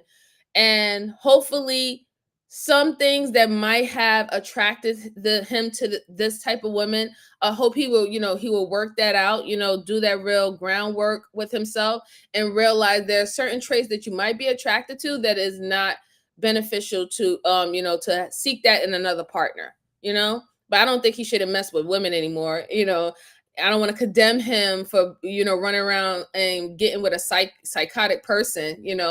It's her decision. Hi, Ricardo. How are you doing? How are you going? Thank you so much for your compliment. I appreciate it. No, Ricardo, you're the first one. Okay. Thank you very much. Michelle said, right, after I heard that this man was still alive and wasn't going to be able to see out of his one eye ever again, the first thing I thought was, my goodness, this man is going to be scared of what? Yeah, he might. That's some serious trauma right there, right? He said, I said it before and I say it again. Bruce, go in the corner. Don't make me turn you into a corner boy. Don't tell me to turn you into a corner boy. And see, Bernadette says she's a Sigma. Who, Bernadette? Who's a Sigma, sweetheart? Oh, you making fajitas? Ooh. Kim says, this is my first time watching. Where are you from? I'm from Brooklyn. Oh, I'm from New York too, Kim. I'm originally from Brooklyn and Queens, but I don't live there anymore. I'm more up north now. Well, still in New York, but it's more up to the north. Let's see. She's only sorry she left her ID. That's crazy, right? Because I do believe that the only thing that she's upset about is that she left her ID and they was actually able to identify her. That's crazy. I totally agree. Yes, Mr. Bruce is from Tennessee. Shout out to Tennessee. Yes, Bruce, I am. I am from New York. You are correct, sir. And say, yeah, because like I said earlier, I'm from South Florida. And for the last 15 years, I lived in Illinois. Florida, stand your ground, Illinois. Yeah, absolutely. Absolutely, Michelle. You're 100% correct. Absolutely. Let's see. What about she became psychotic in the rush of the moment?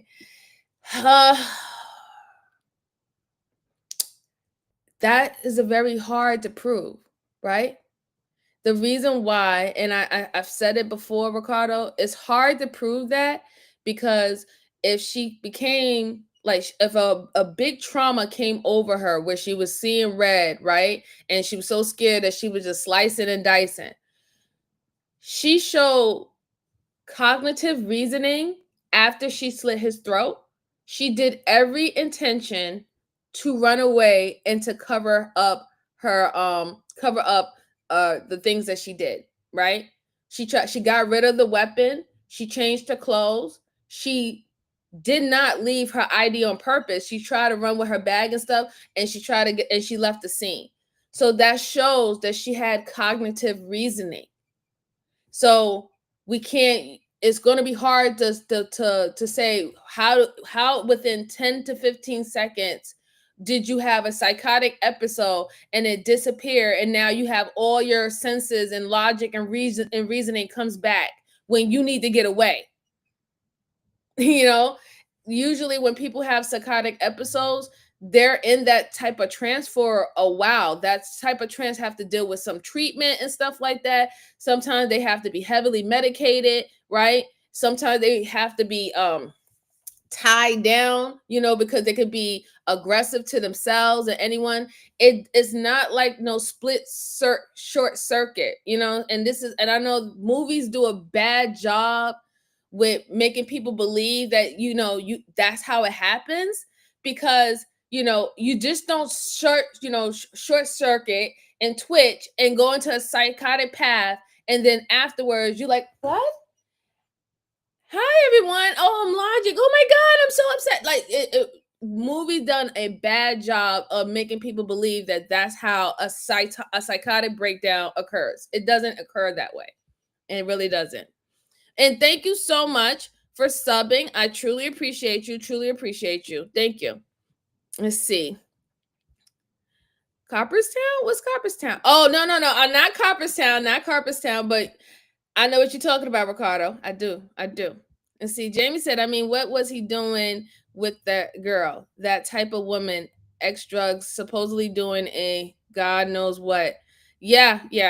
I know it's bad because, like I'm saying, I'm giving the benefit of the doubt that I think they were both doing drugs with each other. She said that she went to rehab, and then she said that he was doing LSD.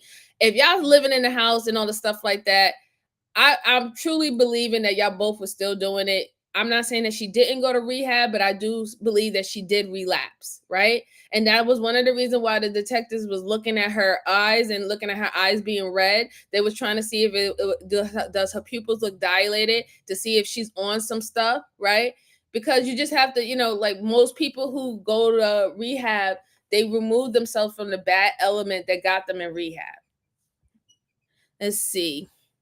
Michelle said, I'm sure if you were to have a full psychiatric workout done, that she would definitely have the dark triad. She does have dark triad going on, Michelle. You're absolutely right. I definitely see it. Absolutely.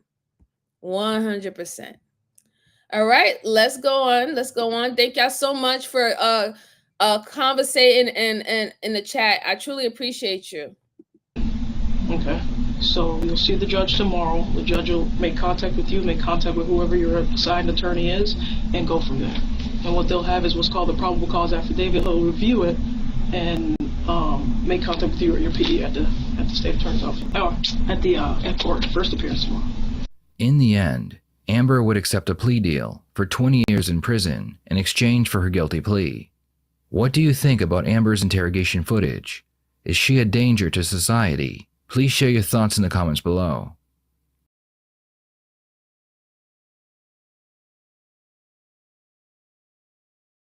So Amber is definitely a danger to society, and she took a plea deal because she knew what it was. She could have did more time. She did it for 20 years. That was smart of her. Obviously, she finally got in touch with a lawyer, right? That she should have done in the beginning, but you know, it is what it is. But the girl is crazy. I say this to say all this, right? It is not worth it. Please stop doing stuff like that. Please stop throwing your lives away from relationships, toxic relationships, stuff like that, where when a couple of years, 10 years go by, you're not even going to remember these people's name. And if you are dealing with trauma for being with particular people or certain situations, please go get the help that you need, right? And that is not getting another vice. That is not getting another addiction. Go get the actual help that you need and take it day by day. It's not going to, it's not going to go away, right? Whatever happened to you is a part of your story. It's a part of your life story. It's not meant for it to go away. It's meant for you to learn from it, grow from it.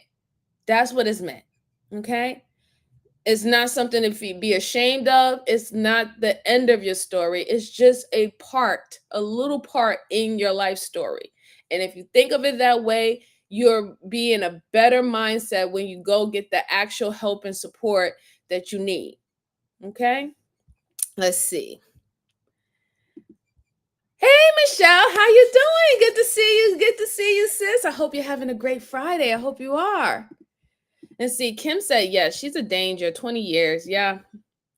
Jamie said, yes, she's especially if she's pleaded guilty. Yeah, see, that's what I'm saying. Like, so even if she wanted to do the self-defense, she wanted to do the fit of rage, psychotic break, whatever not, she's well in conscience about what's going on, what she's being held accountable for. All the logic kicked in right after that, So yeah, I can't feel sorry for her. I really can't. I really can't feel sorry for her anymore. She didn't have to do none of that. Let's see, maybe she'll sober up behind bars and realize, yeah, hopefully. I mean, like I said, she got 20 years to figure it out, right? And if she'd be on her best behavior, she could probably get out earlier, because they didn't say anything about her not being able to get to get out on probation or something like that. They didn't say it. So who knows? Who knows? Oh, thank you so much, Michelle. I truly appreciate you. I appreciate you. I appreciate all of you guys. I really do. Y'all make the channel great for me. Y'all give great commentary. Y'all don't agree with me on everything, but we keep it cute, cordial, and respectful in the chat. So y'all will always be welcome, and I appreciate y'all always coming here. Let's see. All right. So now we have that out the way, and I do have to go to work. So I think I have 2 more cases. Hopefully I can get through one of them pretty fast. And then if I'll see if I can do the third one. If not, I'm going to let y'all good folks go, but I will come back on Saturday. Because I got a free day on Saturday. I haven't had a weekend in so long. So let me pull up the next one. Okay. So with this one, this is a story about Wariana Wright. And if you have heard this case before, put a 1 in the chat. I never heard this case before, so I want to go over it. But it's supposedly a gruesome story about Wariana Wright, and I wanted to go over this with you guys, okay? So here we go. This story contains audio footage that may be distressing for some viewers. Hello, Dad. I might have a bit of a situation. You see, I met up with the girl Thank you, for a date Jamie. tonight, Appreciate you. and she started getting really aggressive. Like, it was all right at first, and like we, had sex in bed, and then after that, like, she kept drinking, and we were both drinking, and she, like, I think she thought it was like a joke or something, but she kept like beating me up and whatever. Yeah, and it was because she was really drunk, and like I forced her out on the balcony, and I think she might have jumped off. Like, I've been walking around, and there are like a million cops around my building. I don't know what to do. I didn't cause this. Like, I didn't push her or anything. No. I'm like just walking around the area, and there's like a million cops around the area. It's really fucked up. I'm like next to Domino's. So like I didn't. This isn't my fault. I didn't do this. I was giving her my alcohol, but she was really violent, and I don't know. I like tackled her on my floor inside the building, and then, but I never forced her over the balcony. God no, I never do anything like that. It's really up. I don't know what to do. Like I'm just I'm walking around the area and I just see a million cops around Avalon. Hi, Mr. Biscuit. Thank you for coming. Shout out to UK. So this is really fucked up. Why does this shit keep happening to me? Like I kind of like walk past the building a few times and there's a million cops out there. I don't know what the happened. It's crazy. This is fucked up. This is so fucked up. I swear to God, I didn't push her or anything. I just chucked her out on the balcony and shut the door because she was beating me up.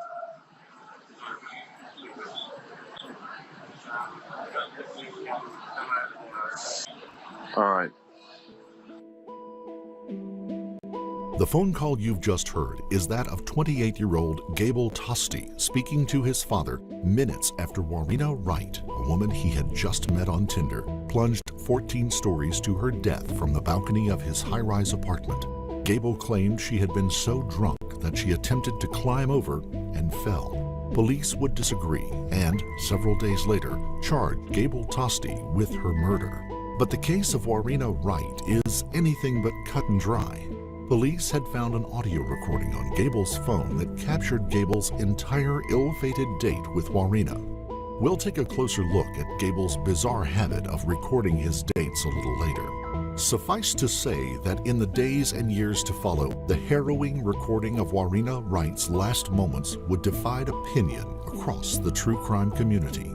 Here, we give you the facts, the uncut audio, the eyewitness accounts, and the theories surrounding exactly what happened in the final moments before Warrena Wright fell to her death. Was Gable Tosti responsible? We'll leave that for you to decide. Welcome to Fear Files, where we discuss and dissect the most mysterious, terrifying, and mind-bending cases from all over the world.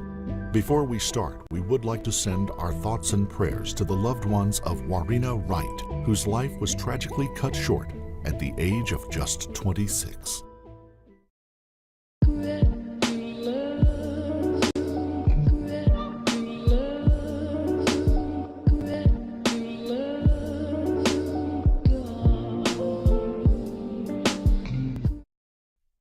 Welcome to Surfer's Paradise, a coastal town on the Australian Gold Coast and one of the country's most iconic tourist destinations. With 60 kilometers of white sand beaches set against a backdrop of inland waterways and mountainous rainforest, there's little you won't find in Surfer's Paradise when it comes to holiday entertainment, water skiing, theme parks, night markets, restaurants, caving, and treetop walks, and even the odd predatory guy with a single-minded thirst for casual sex.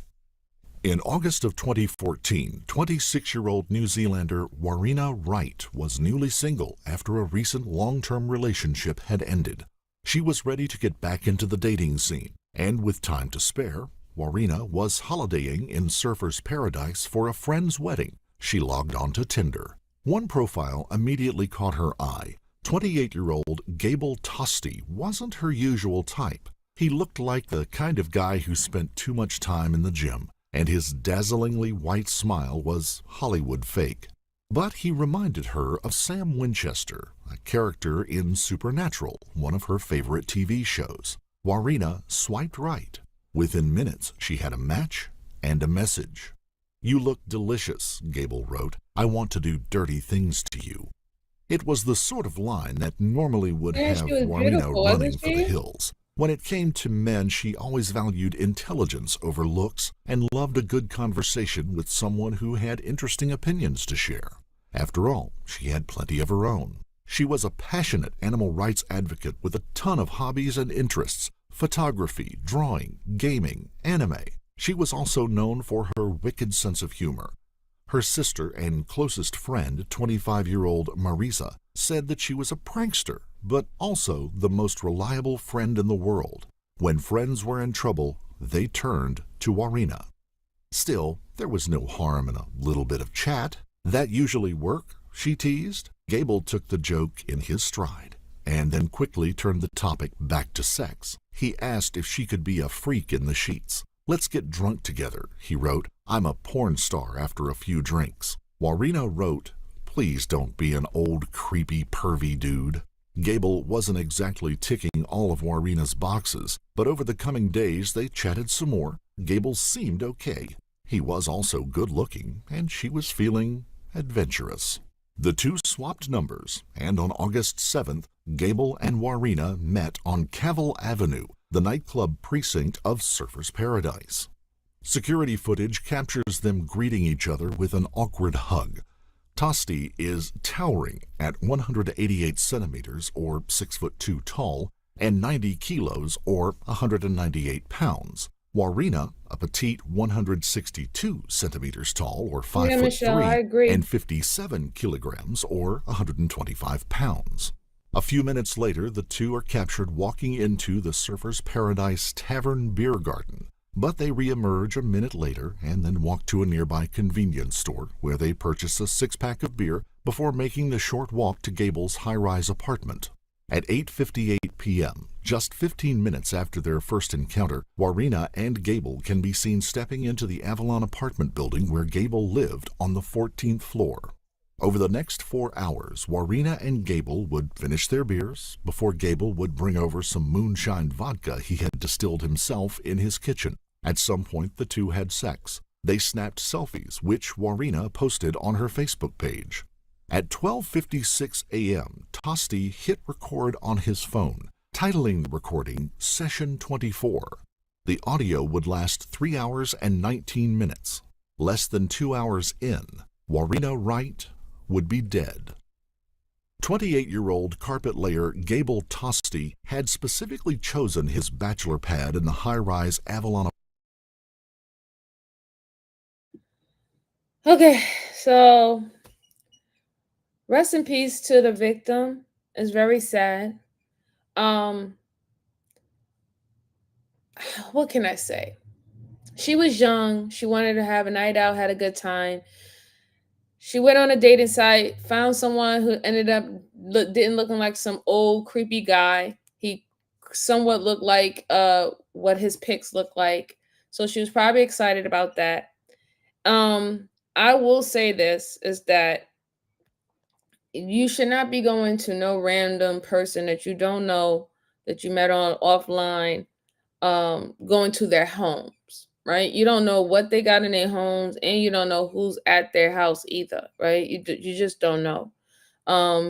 People nowadays, they do tend to hook up, right? It's just the nature of the beast that it is today. You know, you have guys and girls doing it, hooking up with people. But you have to be safe. You have to take precautions. You have to let other people know about your whereabouts, right? And it's unfortunate that, to me, and I'm just only assuming, it seems that he has a thing where he was one of those horrible ass manosphere red pill dudes who likes to take videos or inappropriate videos and or photos of the women that he ended up sleeping with, and like to share them on backstage, you know, what is it called, backpage and porn sites and stuff like that. And it seemed like she got wind of it, that he was recording her, and he didn't want to have to deal with revenge porn or revenge porn charges, right? And she knows she knows the victim, she know, not the victim, she knows the perp. She just has sex with him. She knows where he lives, and he didn't want to deal with that. So it seems like because they was all both drinking, right? They both had sex, which was consensual. He didn't grape her, right? It was easier to make it seem like she was just being, crazy and drinking, and she slipped off the balcony and fell 14 feet, 14 stories of off the apartment building. But just how they just said it right then and there, it seemed that he probably pushed her, right? And if he didn't want to deal, like I said, if he felt that was going to stop him, he was going to have to face charges, or it was going to be something that's going to be in the courts, because revenge porn can be criminal. It can go civil, but it is a crime. So it can be a criminal charge. that to me already gives intent, mean, and opportunity. We haven't even heard the rest of the story, and he already fit the 3 qualification as in what would be needed to convict him of her murder off the bat. But let's go on. Let's hear about him and his horrible deeds. An apartment block for its close proximity to bars and clubs of Surfers Paradise. The notorious party strip at Surfers Paradise was a year-round calling card for attractive, fun-seeking women. Gable wanted quick, no-strings-attached sex, and this was the best place to get it. Over the past 3 years, Gable had slept with 270 different women. The figure wasn't an estimate. He had a handwritten log of every girl he had slept with, including the dates of each encounter. He also started making audio recordings of his dates on his mobile phone. For Gable, it was a protective measure. You just never know what might happen. In his experience, some girls were just nuts. You only needed to look at the trouble they'd caused him already. He'd been given lifetime bans for at least 3 of the biggest clubs in Surfers Paradise after women kept complaining that he was creeping them out. Now, every time a new club opened, he'd often be thrown out by security guards before he'd even had a drink. Gable couldn't figure out what he'd done to deserve this, but then again, all his life he'd had a hard time understanding women and people in general. Gable had grown up on the Gold Coast, but over the years, the town dubbed Paradise had dealt him huge amounts of misery, all through. So, Red, his body count, as of so far, going off of his list, he done slept with 290 something women in this area. So I guess moving to this area, that's how many people he have slept. That doesn't mean that he wasn't knocking down people where he's from originally from. But according to this area, he has a whole little black book of all his sexual endeavors of these women and stuff like that, and recordings on his phone. So I think it's pretty much high numbers, really. Let's go on. Through school, he had been marginalized and bullied. His parents had been good to him, but even at home he felt tormented by the rituals he had established to manage his anxiety. Things improved a bit during his final year of high school, once he'd discovered alcohol. After a few drinks, his awkwardness and anxiety vanished. He made himself a fake ID so he could join his peers at clubs. Soon, everyone was asking for one. Almost overnight, Gable was the go-to guy for a fake ID. That was the year he also decided to get a ripped body to match his new image. He joined the forum of bodybuilding.com, a site for muscle sculpting enthusiasts. It would become a mainstay of his social interaction for the next 10 years. By 2014, he'd posted 5,869 messages on that forum. But things were about to go horribly wrong. In the summer of 2004, Gable took his fake ID racket up a notch, selling IDs to the underage teenagers who flocked to the city to celebrate Schoolies Week. He raked in $30,000 before he was caught. When police examined his computer, they discovered his other, most recent endeavor, counterfeiting money. He'd made a near-perfect replication of a $50 note. During his court case, a psychiatrist who assessed Gable didn't mince words. He described him as ill-equipped to deal with people and someone who was a socially distant, emotionally estranged person. Tosti got community service. So pretty much what they're basically saying, he's antisocial. He's on the spectrum, right? He's on the spectrum. He has antisocial issues. Obviously, the way how he made it seem as he was, if you go by that whole manosphere red pill talk, he was a beta male his whole entire life. He was able to get in good with the cool kids in that area by giving them fake IDs and money laundering, right? So he was already doing 2 crimes outside of, doing a sexual crime against the women that he was piping down.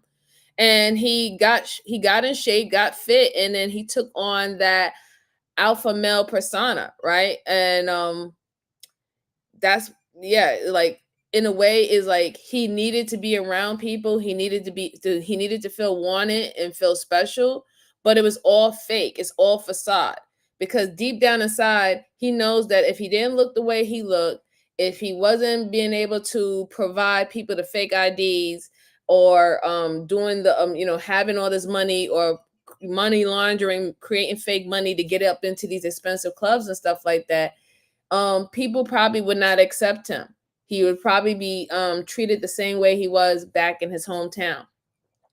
So that's why they're saying that even though he's social out in front, he looks like a social person. He get along with everybody. What they call it, social butterfly. He's a social butterfly, but inside he's antisocial. Nobody really know what's going on. Nobody really knows what he's thinking or how he's really feeling, and he still feels alone. He's around people, but still feels alone.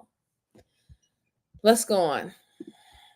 Antisocial personality disorder. And took a job at his father's carpet laying business. He also cut off from everyone he knew. For the next 5 years, he'd live as a virtual recluse. 2010 was a big year for Gable.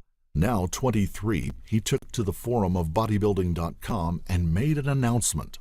Recently, I have decided I need to start socializing properly again and build up a network of friends, he wrote. The problem was he didn't know where to begin. Should he set up a Facebook page or track down his old schoolmates? Tips and advice flowed in. Several days later, he posted an update. He'd found an old schoolmate and they had been clubbing. He'd kissed a girl, but it had been awkward and gone nowhere. He'd only ever been with one girl, and that was 5 years ago. A week later, he posted that he'd been out again, and this time had tried a more aggressive approach with a girl. They had had sex in the back of his car. Gable worked just 4 hours a day laying carpet. He now dedicated most of his free time to picking up women for sex, sharing every detail of his successes and failures on the forum. Of one failed attempt, he wrote, "Not sure what more I could have possibly done. Bought her more drinks? Would this be unethical?" He also posted every milestone. Of his 100th girl, he wrote that she had been a big drop in his standards. He just wanted to get number 100 out of the way. In April 2013, he discovered Tinder. It was perfect timing. What with the bans from clubs and his bad reputation, his local hunting ground was shrinking to nothing. But even Tinder dates weren't a sure thing. Gable posted openly about his irritation at being turned away. One woman, he said, had invited him back to her place before suddenly freaking out and insisting he leave. Gable was infuriated that some women seemed to think that Tinder was more than just instant sex. Just had a big fail streak over the weekend, met up with 4 different chicks, 3 who came over to my apartment for drinks but were totally frigid. Had a 21-year-old Tinder date come over for drinks. We were getting along fine, started kissing. I go to lift her up and take her inside from the balcony, but she totally freaks out, bolts out the door, deletes me off both Tinder and Facebook. Maybe I acted too abruptly and snapped her out of her little lust trance by manhandling her. Sick of time and money-wasting bitches, he wrote in September 2013 about totally frigid women. Every girl has Tinder now, and none of them are down to anymore. One member wrote back. So obviously, Michelle was correct. He's a sexual deviant, and he's have gotten a high on the trance of just having sex. I don't even understand how he can even believe that he's even enjoying it. Like, he doesn't. He's literally having sex as is. It's equivalent to him breathing. How can he even be enjoying it? And now it seems like his mind can't get off of that. He's addicted to it, and that rush. And it seems that he's not only is he addicted to it, it has to be a new person, right? It has to be a new person. It's not once have I heard that he has consecutively gotten into a relationship where he's having sexual intercourse with one person numerous of times. Every person that has been named, he has literally had a one night stand with, right? This is bad. And then the bad thing about it is we see a lot of this today. If you go on IG, you go on what is it called? X and a couple other places, you have males, individuals who are sitting up there having followers and subscribers, 100,000 subscribers, having a format where they're telling guys how to grape women and get away with it, how to manipulate women and put on the soft guy act and or put them in a position where they give their bodies and not knowing that you're manipulating them to give their bodies. There's a lot of threads out there, whether it's Reddit threads and stuff like that. People are having whole communities where they're literally coming together and sharing tips on how to coerce women out of their for sex or whatever, right? And they're giving each other tips. Like the most disturbing one I saw recently was a 20 something, I think he was like 20-year-old boy, 20-year-old boy. He has almost 150,000 subscribers, and he put up a TikTok, he put up a TikTok thing saying 10 ways how you can grape a woman. And when it got a bad response to everybody, like, bro, take this down. What are you talking about? How can you say he now all of a sudden when he took it down, it was just a joke. How could it be a joke when you literally sat down and thought and wrote a list of 10 ways of how you can grape women and get away with it? That's not a joke. Who does that? Who sits down and put all that effort into something that's supposed to be a joke? And it's really bad out here. And then you know what? It's also being said that the things be happening on the other side. There's women with channels and threads too. How to get a man out of his money, how to trap a man, how to trap a NFL player, an athlete, and stuff like that. Like there's discords and clubhouse things. People are literally doing things like this to each other. And they're literally having community to learn how to coerce and manipulate and take advantage of other people. It's truly disgusting at this point. And we have gone to another low when it comes down to society and how we treat each other. I'm just saying. But let's go on. It's simple, bro. Girls can actually choose who they want to have sex with. Crazy, huh? Other times he complained of misleading pictures. Banged 2 girls tonight. First one was 4 of 10. Not worth mentioning, she didn't look like her pics and I couldn't even finish. One member challenged him on his boasting and desperation to have sex with as many women as possible. Gable admitted that it came down to his low self-esteem. Having sex with attractive women made him feel better about himself, he said. By August 2014, he'd slept with 270 women. It was a numbers game, he said. Use the app every day and you'll find success every 5 days. He hardly had a thumb left after so much swiping.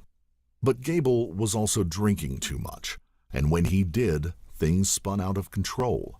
He'd recently been in trouble with the police after skipping out on paying a tuk-tuk driver. A month prior, he'd been in a high-speed police chase. When they finally pulled him over, he had a blood alcohol level of 0.2, 4 times the legal limit. On August 1st, Gable did his daily Tinder round, this time swiping an eye-catching dark-haired girl called Warina Wright. She was a natural beauty with high cheekbones and large, striking brown eyes. For stopping by. She was at least a 7 out of 10, possibly an 8, he thought. Gable Tosti never slept with anyone below a 7. Please be warned that the following audio could be disturbing to some listeners. 12:56 a.m. Trigger warning. Warina Wright was normally a beer drinker. Not long after Gable hits record on his phone, she declares herself psycho drunk. Gable sounds sober. Tests later revealed that Warina had a blood alcohol level of 0.156, 3 times the legal limit. Warina's conversation becomes drunkenly nonsensical. She play-fights with Gable with Muay Thai, a martial art she once learned. Despite how intoxicated she is, Gable gives her at least 2 more shots of moonshine vodka. Call them with what? I thought you lost your phone. Exactly. So how are you going to call anyone without your phone? You stole my fucking phone. I didn't touch your goddamn phone. You guys fucking stole my shit. Shit, I should So never... that's why I'm fucking calling them. Should have never given you so much to drink. I thought we were going to have fun. Well, where's my shit? Where's your Where's phone? my shit? What's your phone number? Oh, Go 800 fucking psycho bitch. Fucking... I don't deserve this shit, alright? I'm a nice fucking guy. Yeah. Nice fucking guy with a little money. Must be on the balcony. Oh, I have shitloads of money. Why is my fucking money? Stop. Just calm down, please. I'm not coming down You've because... had too much to drink, alright? I'm not coming down because I've had so much to drink and I have shitloads of money in New Zealand. It's not funny. Because I'm fucking rich in New Zealand. It's not fucking funny. And it's shitty because I fucking rule in New Zealand and it fucking sucks because people fucking take advantage of Hi, 907. You, darling. How are you? It's not fucking funny. Thank you so much. I appreciate the compliment, love. Shit. You know? Calm down, please. Do you know how I freak out? Because no one else has money. Do you even remember what you were doing to me like half an hour ago? It was freaking me out. You beat me up for no reason. Exactly. Why? Because you said you're a freak. You thought it was funny or something. It's not. No, I told you. 1:35 a.m. Things take a turn. Warina wants to go home but can't find her phone. Gable says that maybe she left her phone on the balcony. She accuses Gable of stealing it, and when he laughs, she becomes aggressive. Gable, knowing the conversation is being recorded, makes a point of saying that she's beating him up. Then suddenly, she's calm again, and she says she might go look out the window. She means the balcony. Gable replies with chilling prescience, "Don't jump off or anything, will you?" 2:10 a.m. Gable and Warina are heard play fighting. Warina starts throwing small ornamental pebbles at Gable. These are later visible on the floor of Gable's lounge room. An instant later, Gable snaps. He takes Warina down in a tackle. This time his tone turns menacing, his threats disturbing. Her voice sounds muffled, her airway constricted. It's clear that she's being pressed down face first. She agrees to leave, but Gable continues restraining her. Then comes the soon-to-be famous line, "You're lucky I haven't chucked you off my fucking balcony, you goddamn little psycho bitch."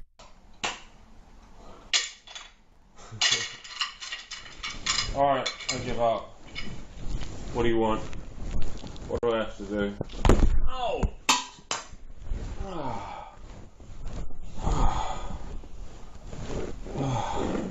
Sam. Do what? Bow down to Sam. Oh! What? Bow down to Sam, dick. Alright, I'll bow down.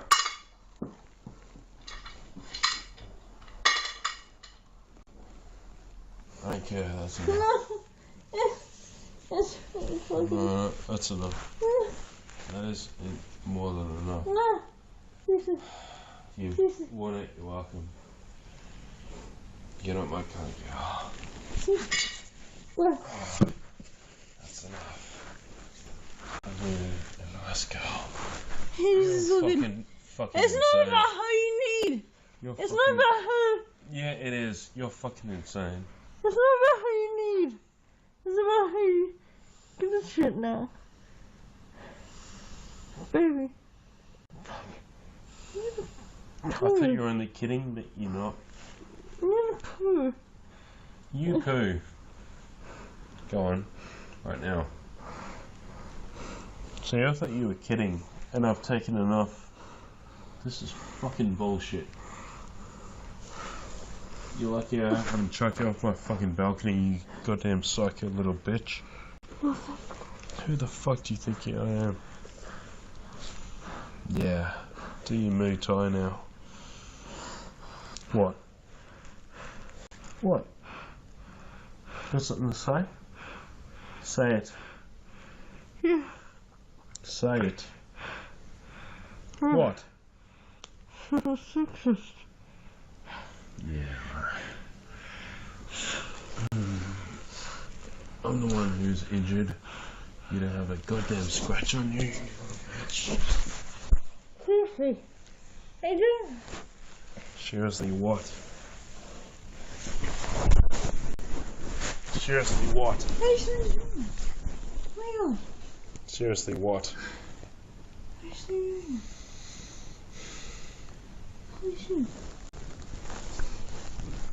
I thought you were just playing around. But I'm fucking sick of this shit. Later, it is said that Gable held Warina down in a 78-second long stranglehold. There's the sound of another struggle, and Warina, scared, apologizes. Sounds of wheezing and rasping follow, and Warina grasps hold of a metal.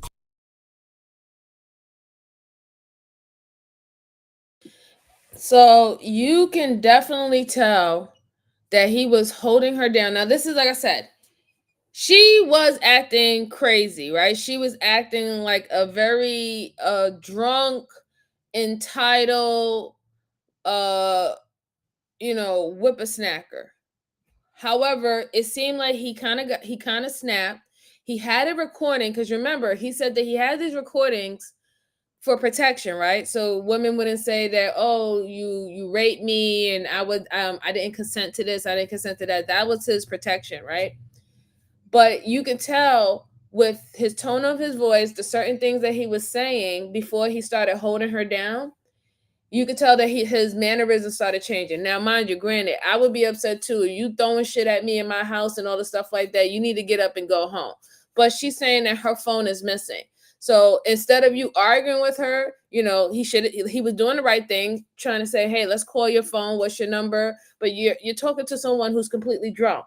The problem is you got this woman completely drunk, past the amount of blood, past the amount of alcohol that she's supposed to have in her system. You was probably drinking water the whole entire time, or you only had maybe 1 or 2 drinks of alcohol because you wanted to make sure that you was in the right state where you would record things for your protection, right? But you didn't do that with her. Right? You put her in a state where she could not, that she didn't even know what was going on. She didn't even know where her phone was or anything. She was getting mad. She was getting aggressive. She's throwing things at you. And it seemed like he kind of snapped. And eventually it seemed like he was first holding her down. But then it seemed like it was a muffling type of situation. So where now he's holding her on her chest right here. And you can hear that she's literally pantsing. Now, mind you, I know she has alcohol in her system. She's already irate because she thinks that he stole her phone and stuff like that. But you can hear that she's having a hard time to even breathe, and you can't even hear the audio very well anymore because it sounds quite muffled. It seems to me that yes, he was holding her down, starting to cut off her circulation, and it seemed even more where she wasn't able to fight back. And she was more of the, okay, I'm ready to go home and all the stuff like that. His voice tend to become even more vicious, right? Even more devilish and demonic. He started to feel good about holding her down and her being in this submissive state, and she can't do anything to him more. You can hear it in his mouth. It was really tense just hearing that part, to see the change from his tone and his voice until later on. You know what I'm saying? It seemed like he really got really comfortable with putting that pressure on her. She can't move. Now all of a sudden she's like, let me go, and I want to go home, and this is not over, and all the stuff like that. He's like, yeah, you dirty little psycho B. I was sick of you. I'm tired of you. Oh, what you gonna do now? You're not gonna do nothing now, right? You're no longer in control anymore. He was getting a kick out of it, and that's what we heard. We heard the progression of it was, girl, you crazy lady, get out my house. All right, I'm sick of this. And then it was like, yeah, now you're not in control anymore. You know what I'm saying? Now you don't feel like you tough girl anymore. It's sad, man. That's some sad, scary thing. So like I said, trigger warning. You know, these recordings and stuff like that, they can do things to you. They can do things to your psyche. And I don't want to ruin anybody's day. So if you need to step away, please do that. I do not mind. Okay. Let's see. Let me see what everybody else is saying. So Jamie said, well, he's definitely holding her down. Women can get emotional during drinking, but not deserving of that. Yeah, well, nobody deserves this, right? Nobody deserves to lose their life. And even at this point, you're living in a high rise like that where you're already all the way up on the 14th floor. I'm thinking somewhat of like a penthouse. I know that place have security. We saw the security cameras in the hallway when they went up the elevator. Call security. If she's acting cuckoo for Cocoa Puffs and she's not trying to leave your house and she's throwing golf balls and stuff at you, call security and get her ass out of there. Seriously. I mean, you had the recording. So she couldn't have come back and say, well, you know what, he raped me and said, well, you know, we was consensual, right? You was already recording her without her permission. So you said that you did that for protection. You should have called 911 or had the security have her removed, but you didn't. You started to get mad, and you started to get mad like she was pushing you, like, you know, treating you like a pushover, treating you like you weak, or emasculating you, and then you took it to that level. You took it to that level. Hey, Black Beauty, how you doing, sweetie? Good to see you. Good to see you. Sexy Red said he probably hid it and helped her look for it, so she might have freaked out. That's good. Could be a possibility. Could be a possibility. Yeah, she's trying to de-escalate the situation, appealing to his ego. Mm-hmm. Let's see. He says he says it was for protection, but he got off on. Yeah, I know. I do believe that he do get off on those recordings, and that's why he have every single last one of them. Oh, thank you, Michelle. I appreciate you. Thank you so much for stopping by. Candy said, if she's such a psycho, why keep her there? He didn't have to try very hard to get her into the stranglehold either. She's too drunk to even try to defend herself. Right, exactly. Like I said, she was off her cahoots, but you should have just called security, call 911, and get her about her house, or get her out your house. Or if she's hitting you with stuff in your house, lock yourself in your room, let her just do what she has to do. And if you have to bring her into civil courts for destroying your property later on, let the law of the land play out. But the thing about it is, she started affecting him, mentally. And that goes back to what the prosecutor or the lawyer who was examining this case earlier, what they said about the antisocial personality disorder that they see in this man. It says a lot, because we saw the change. We saw the change. Matter of fact, we didn't see it, but we heard the change. We heard the change in his voice and how he continued to handle the situation after he was had her under control. Let's see. Yeah, he was enjoying it. He definitely was enjoying it. After one point, he was enjoying it. It's so sad. It really is so sad. It's so sad, because we heard the change. Oh, thank you so much, Bruce. But like, I'm just, just for anybody who's sensitive and stuff, if they can't hear stuff like that, because it's traumatic, right? Let's see.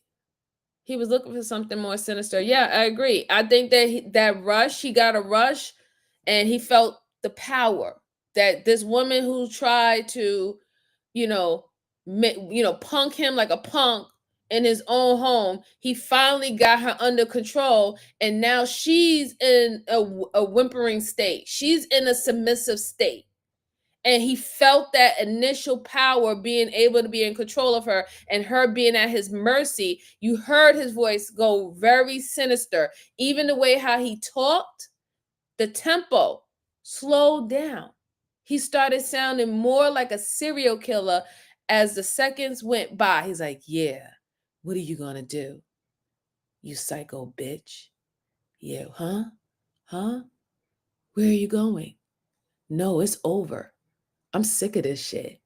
Y'all heard it yourself, but let's go on. Clamp of Gable's telescope. Come on, get up. Get up. Fuck up. Get up. I don't care. Get up.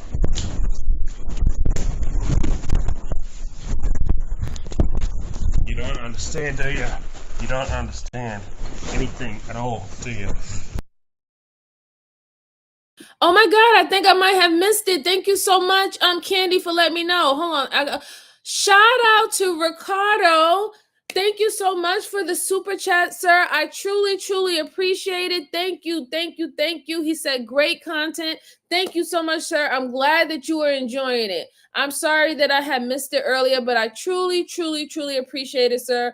Any support for the channel, I truly appreciate it. Even if it's just a like or a dislike, even comments, it doesn't matter. I appreciate all the support. Really, really do. All right, let's see. Let's go on. You don't understand. You don't understand, do you?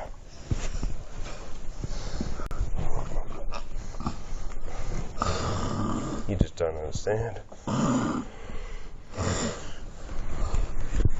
Let go. You think you can hit me and I'll just like fall down like in the movies? Huh? You don't understand anything, do you? Let go of it. Let go. Let go. Let go.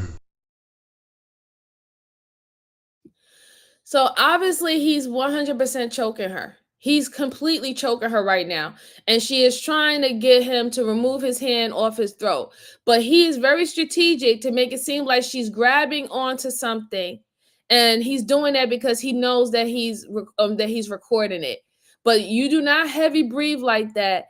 And she's kind of doing the death rattle, which let me know that he is strangling her and that she is losing oxygen. He's literally straining, putting all full force on her now. That's why you can't even hear her speak anymore. Before it was a mumble. He was holding her a certain position where she was able to say a few words, by having enough strength to do that. And now he is full on putting pressure onto her neck. That's what he's doing right now. He's full on strangling her. This is so upsetting, man. Let's go on.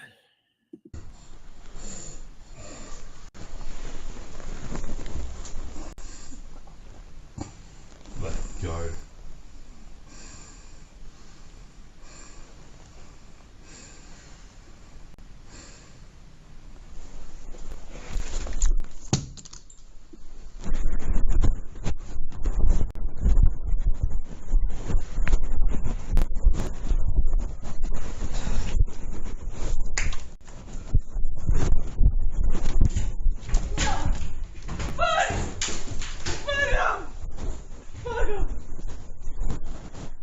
Who the fuck do you think you are? No! Hmm? No! No! No! You're trying to kill me, huh? No! Why'd you try to hit me with that? No! Huh? No! No! No! No!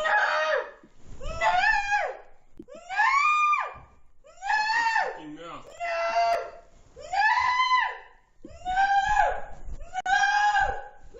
It's all on recording, you know? It's all being recorded.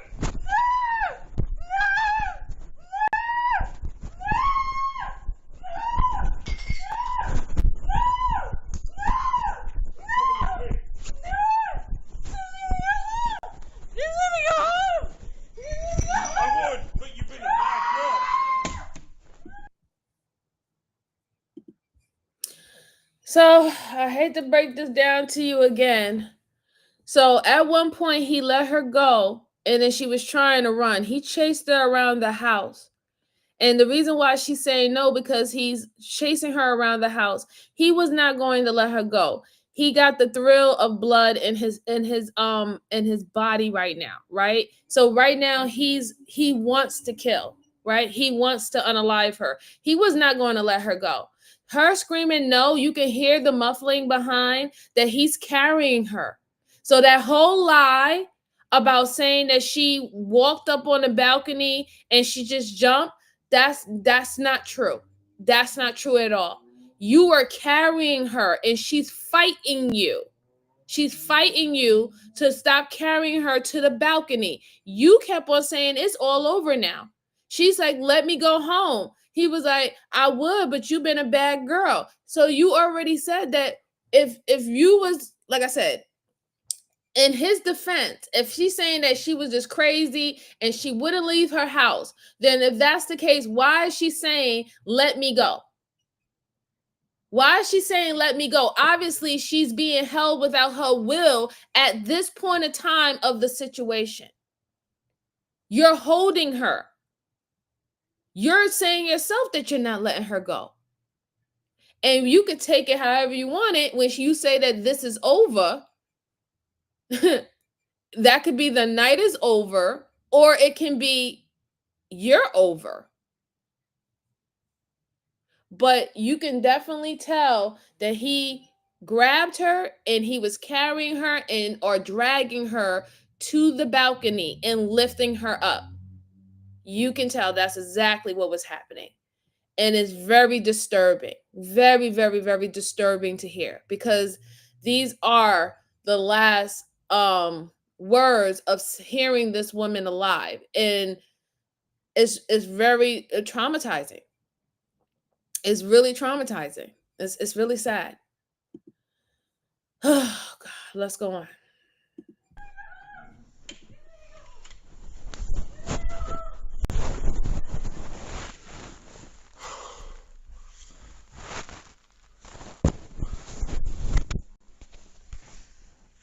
"2:19 a.m.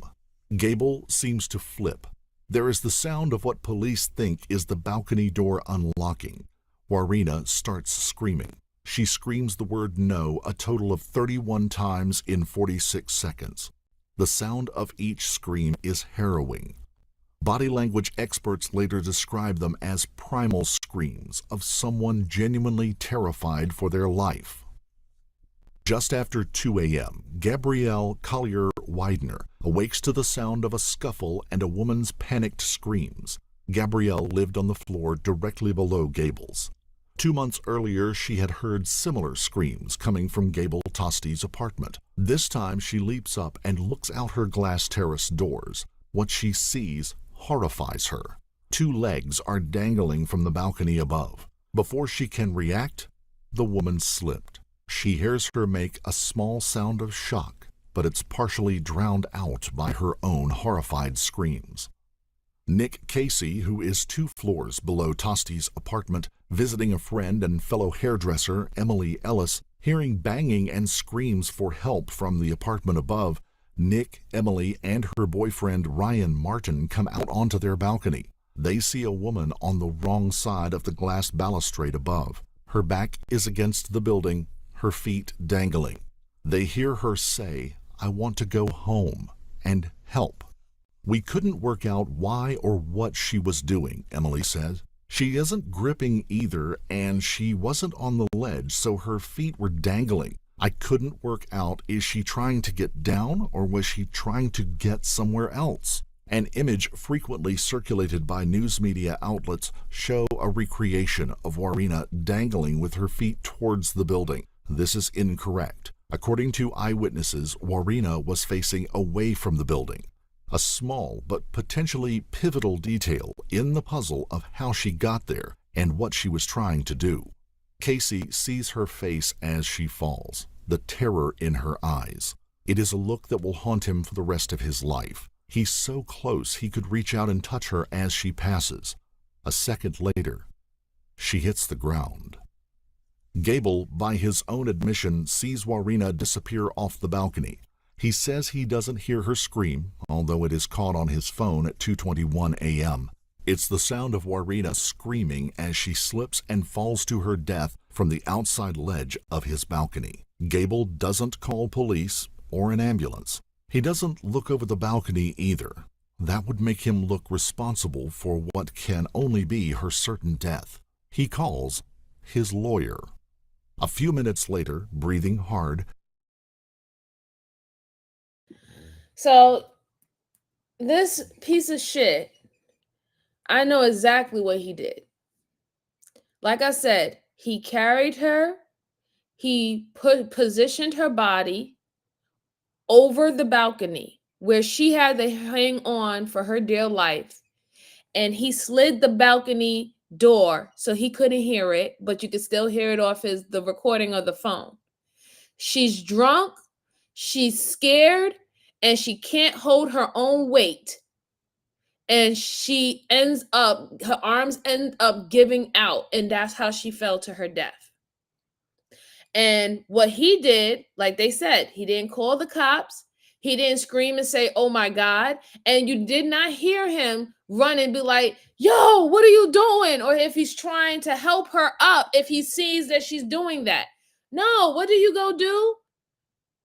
Mr. I'm innocent, and this woman just threw herself off the balcony because she's crazy. I'm going to go call my lawyer. This is sad, man. This is absolutely sad.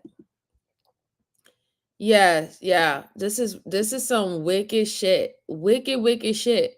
And you notice how he changed his clothes, right? So that means he was able to go get take a nice little good shower and everything and change his clothes. And now he's coming down outside into the balcony and want to sit up there and act like he was never with that chick and he ain't never do nothing. Gable leaves his apartment and heads downstairs. When he sees the emergency personnel surrounding the building, he returns inside and leaves through an exit to the parking garage instead. For a while, Gable wanders the street, avoiding the chaos around his apartment block. At 3:11 a.m., he stops by a shop and orders a slice of pizza before phoning his father. He swears to his father that he didn't push Warina. So this is why I said that this man was on the spectrum when it comes to the dark triads that Michelle was talking about before, right? He's on the spectrum of sociopath and psychopath, right? Because even when he just said right now that when he said he spoke to his father when he tried to dodge the EMSs and the police that's surrounding the building after what he did, he told his father he swore that he didn't push her. You know what? He's actually telling the truth. He didn't push her. He picked her up and pushed and pulled and put her on the other side of the balcony where she was dangling. And the only way that she was going to get up and get out of it is if she can pull her own body weight up. So no, you didn't push her, but you put her in a position where she wasn't going to be able to save herself. And that's how a sociopath and a psychopath thinks. And guess what? If he was to take a polygraph test, and if they were to ask him the question, did he push her? He will pass that question because he didn't push her. That's why it would be, if they was to ask him questions on a polygraph test, they would have to ask him something different. They would have to ask him numerous of questions. Did you intend to kill this woman? Did you intend to try to help this woman? Did you hear her screams? Did you close the balcony door? Did you try to hide from the police? Did you put her over the balcony? They would have to ask them those different type of questions. Because if you was to just come out and ask the question, did you push her? Of course he could say no, because that wasn't the means of how he used her Used her or put her in a situation for her to unalive herself. And it wasn't unalive. You put her in a position, you killed her. She would have had never went over that balcony if you didn't put her over that balcony. It's just crazy, man. It's it's so crazy. So crazy. Wilfred says she does the more she talk is getting her more deep. I think you way back on it. I think you way back. Let's see. I can imagine he was looking at her the same way he was looking at that on that pit. Possibility, Just Jay. Yeah, it took a turn. Yeah, that's messed up. It's really bad. It really is bad. He's walked so robotic. He's on the he's on that blood rush right now. He's on that blood rush right now. They walk different. They move different. I already crying for this. Yeah, it's really sick. It's really, really sick. It's so sick. What a sick twist. Yeah, that is a psychopath. Yes, I agree. Very literal. Yeah. He didn't push her. He straight up made her face her own mortality by dangling her over that edge and then let her go anyways. Horrible. Yeah, exactly. That's why I said that line of questioning, him saying that to his father, he would not be lying because he did not push her, but he put her in a position where she wouldn't be able to get herself out of it. He wouldn't be able to get herself out of it. That's sick. Didn't think it could get more twisted, really, but always does. Yeah. He literally put her in the worst position and situation possible. Yes, he did. Yes, he did. Kim said, how do these people live with themselves? Honestly, when you get to a psychopath level, the way how you feel about life is the same equivalent how you feel about death. Your feelings and your emotions stays the same. It's mundane.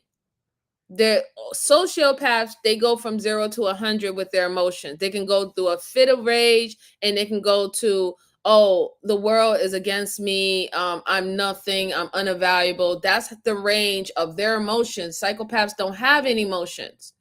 A lot of them who are good at pretending to care about things or seem normal to society or people around them, is because they sit around and they study human nature and how human acts in society, and they mimic it. So even though they can be good to mimic it, they don't really feel the same. The way they feel about a funeral is the same way they feel about a wedding. It's no different in their actual emotions with things. Let's see, he's definitely fucked up. Yep. Some people are very disconnected. The way they live just fine many times. That's true, right? Yeah, and that's one of the things about being a psychopath is that you are disconnected. You are out of touch. You don't see things, nor do you feel things the same way as other people do. You don't. So you don't have the same type of reaction to things. Let's go on. And asks why this sort of thing always happens to him. At 3:44 a.m., his father picks him up and takes him back to the family home. The media storm that would follow the death of Warrena Wright would begin to stir within hours. Dubbed the Tinder murder, the eyes of every reporter from every major media outlet were soon on Gable Tosti.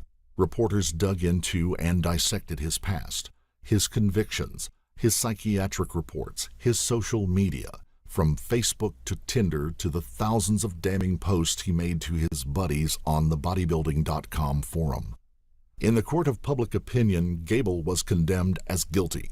He had shown no interest in the well-being of a woman who had just fallen 14 stories from his balcony. Instead, he'd rung his lawyer, fled the scene, and had enough appetite to eat pizza. None of these actions made him a murderer. That, argued the prosecution during his trial, was down to what was caught on his own recording. While the audio proved that Gable was nowhere near Warrena at the moment she fell to her death from the 14th floor balcony, Prosecutors argued that Gable's threats and violence had reduced Warina to such a state of abject terror, she felt the only way for her to escape was via the balcony. In October of 2016, Gable Tosti was found not guilty of the murder of Warina Wright. The verdict was met by cheers and shouts of abuse. And that division of opinion has raged on inside online chat groups ever since. Whichever way you fall on the question of Gable Tosti's guilt, there are still many unanswered questions, such as why Warina screamed for a full 46 seconds when Gable only had to drag her several meters to the balcony, and why it took Warina just seconds to decide that climbing over the balcony was her only viable option for escaping Gable when she could have just called for help from neighbors. Warina, in a semi-paralytic state, managed to climb over a railing and fall to her death, all within 30 seconds of Gable closing and locking the door to the balcony. It's hard to imagine that even the drunkest person could be simultaneously so quick-thinking and disoriented that they'd scale a railing. And then, of course, there was the most nagging question of all. Why, if Warina had intended to climb down from the balcony, would she choose to do so facing away from the building? One theory that seems to have been given little attention is that in a fit of rage, Gable Tosti attempted to toss Warina over the balcony before returning inside. Warina grasped hold of the railing, falling only partway. Unable to climb back up, she dangled for a moment from the building before falling to her death. Gable mentioned jumping or falling off the balcony twice before Warina actually fell. Coincidence, or something that was already on his mind? We'll leave that for you to decide. Scott Rouse and Chase Hughes, both behavioral experts, analyzed Gable Tosti during a media interview. Both reached the same conclusion. The guy is a psychopath. There's no doubt in my mind, said Rouse. His brain is not normal. If you found this case compelling, don't forget to like the video. Comment down below your take on it and subscribe.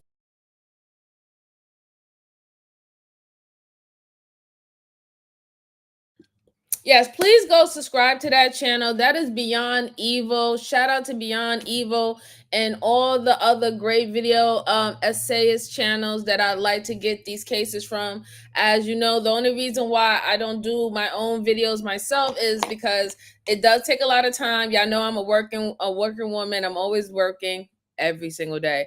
And on top of that, I do love how they do the breakdown of these video essays. I am not even going to hold you guys. I am so excuse my language. Sorry, Joanne. I'm so fucking pissed off right now that he got off. He had a really good defense attorney. He really did. His defense team was on point. But obviously, public opinion, he was completely guilty. The reason why he had gotten off is because they believed that because she was drunk and in her erratic state, she made the willing decision to try to scale the balcony to get away from him. I just don't believe that should have flied, right? Because he put her over that balcony and he let her dangle and he let her have to figure out whether or not she's going to have the upper body strength to pull herself in, or even would she scream enough where the neighbors downstairs would grab her or try to, help her get down into their balcony. The whole point of the fact is that you put this person in a position for them to lose their life. Even if you didn't actually push the person, that person would still be alive today if you let her walk out the front door. You didn't let her walk out the front door. In fact, they said that he closed, like I told you, he closed the balcony door behind her. Once he put her over there and she's screaming and everything trying to climb up and stuff, he closed the door behind him. I'm so upset that he was able to get that off. But see, this is a prime example, guys, that when it comes down to the courts, it's not about morally right or morally wrong. And we have to prepare ourselves for that. That the courts do not act on moral base charges and convictions. They don't do it. Right? And I know we would think that our law is set up in that way so we can have balanced and fair judgment as best as possible, but no, it's about what can be proven and what can be proven by a reasonable doubt. So a killer and a psychopath like that got away with harming a woman and by putting her in a position where she couldn't save herself. Even with all the past history of all his behavior, videotaping women, being a sex deviant, literally having one night stands with 290 plus women, right? Also, the neighbors downstairs said that another girl last week, they heard frightening screams and stuff like that from another girl prior to that. They didn't take any of that evidence into consideration, right? Because that would be character witnesses about this person, right? The reason why he was able to get off is because he did not actually deliberately put his hands on her and push her off the balcony. That is it. And the courts allowed that to stick. They allow that to stick, that he cannot be held accountable for her death because she was not strong enough to pull herself up on the balcony. And it's sad. It's wicked. It's sad. I mean, prayers to her family, that poor family, that poor, she's from New Zealand. So she was just out there as a tourist. She's not even from Australia. She's not an Aussie. She's from New Zealand. So, like, a whole community across the sea is hurt. A whole family who doesn't really even know what's going on and only getting bits and pieces about what happened to their daughter.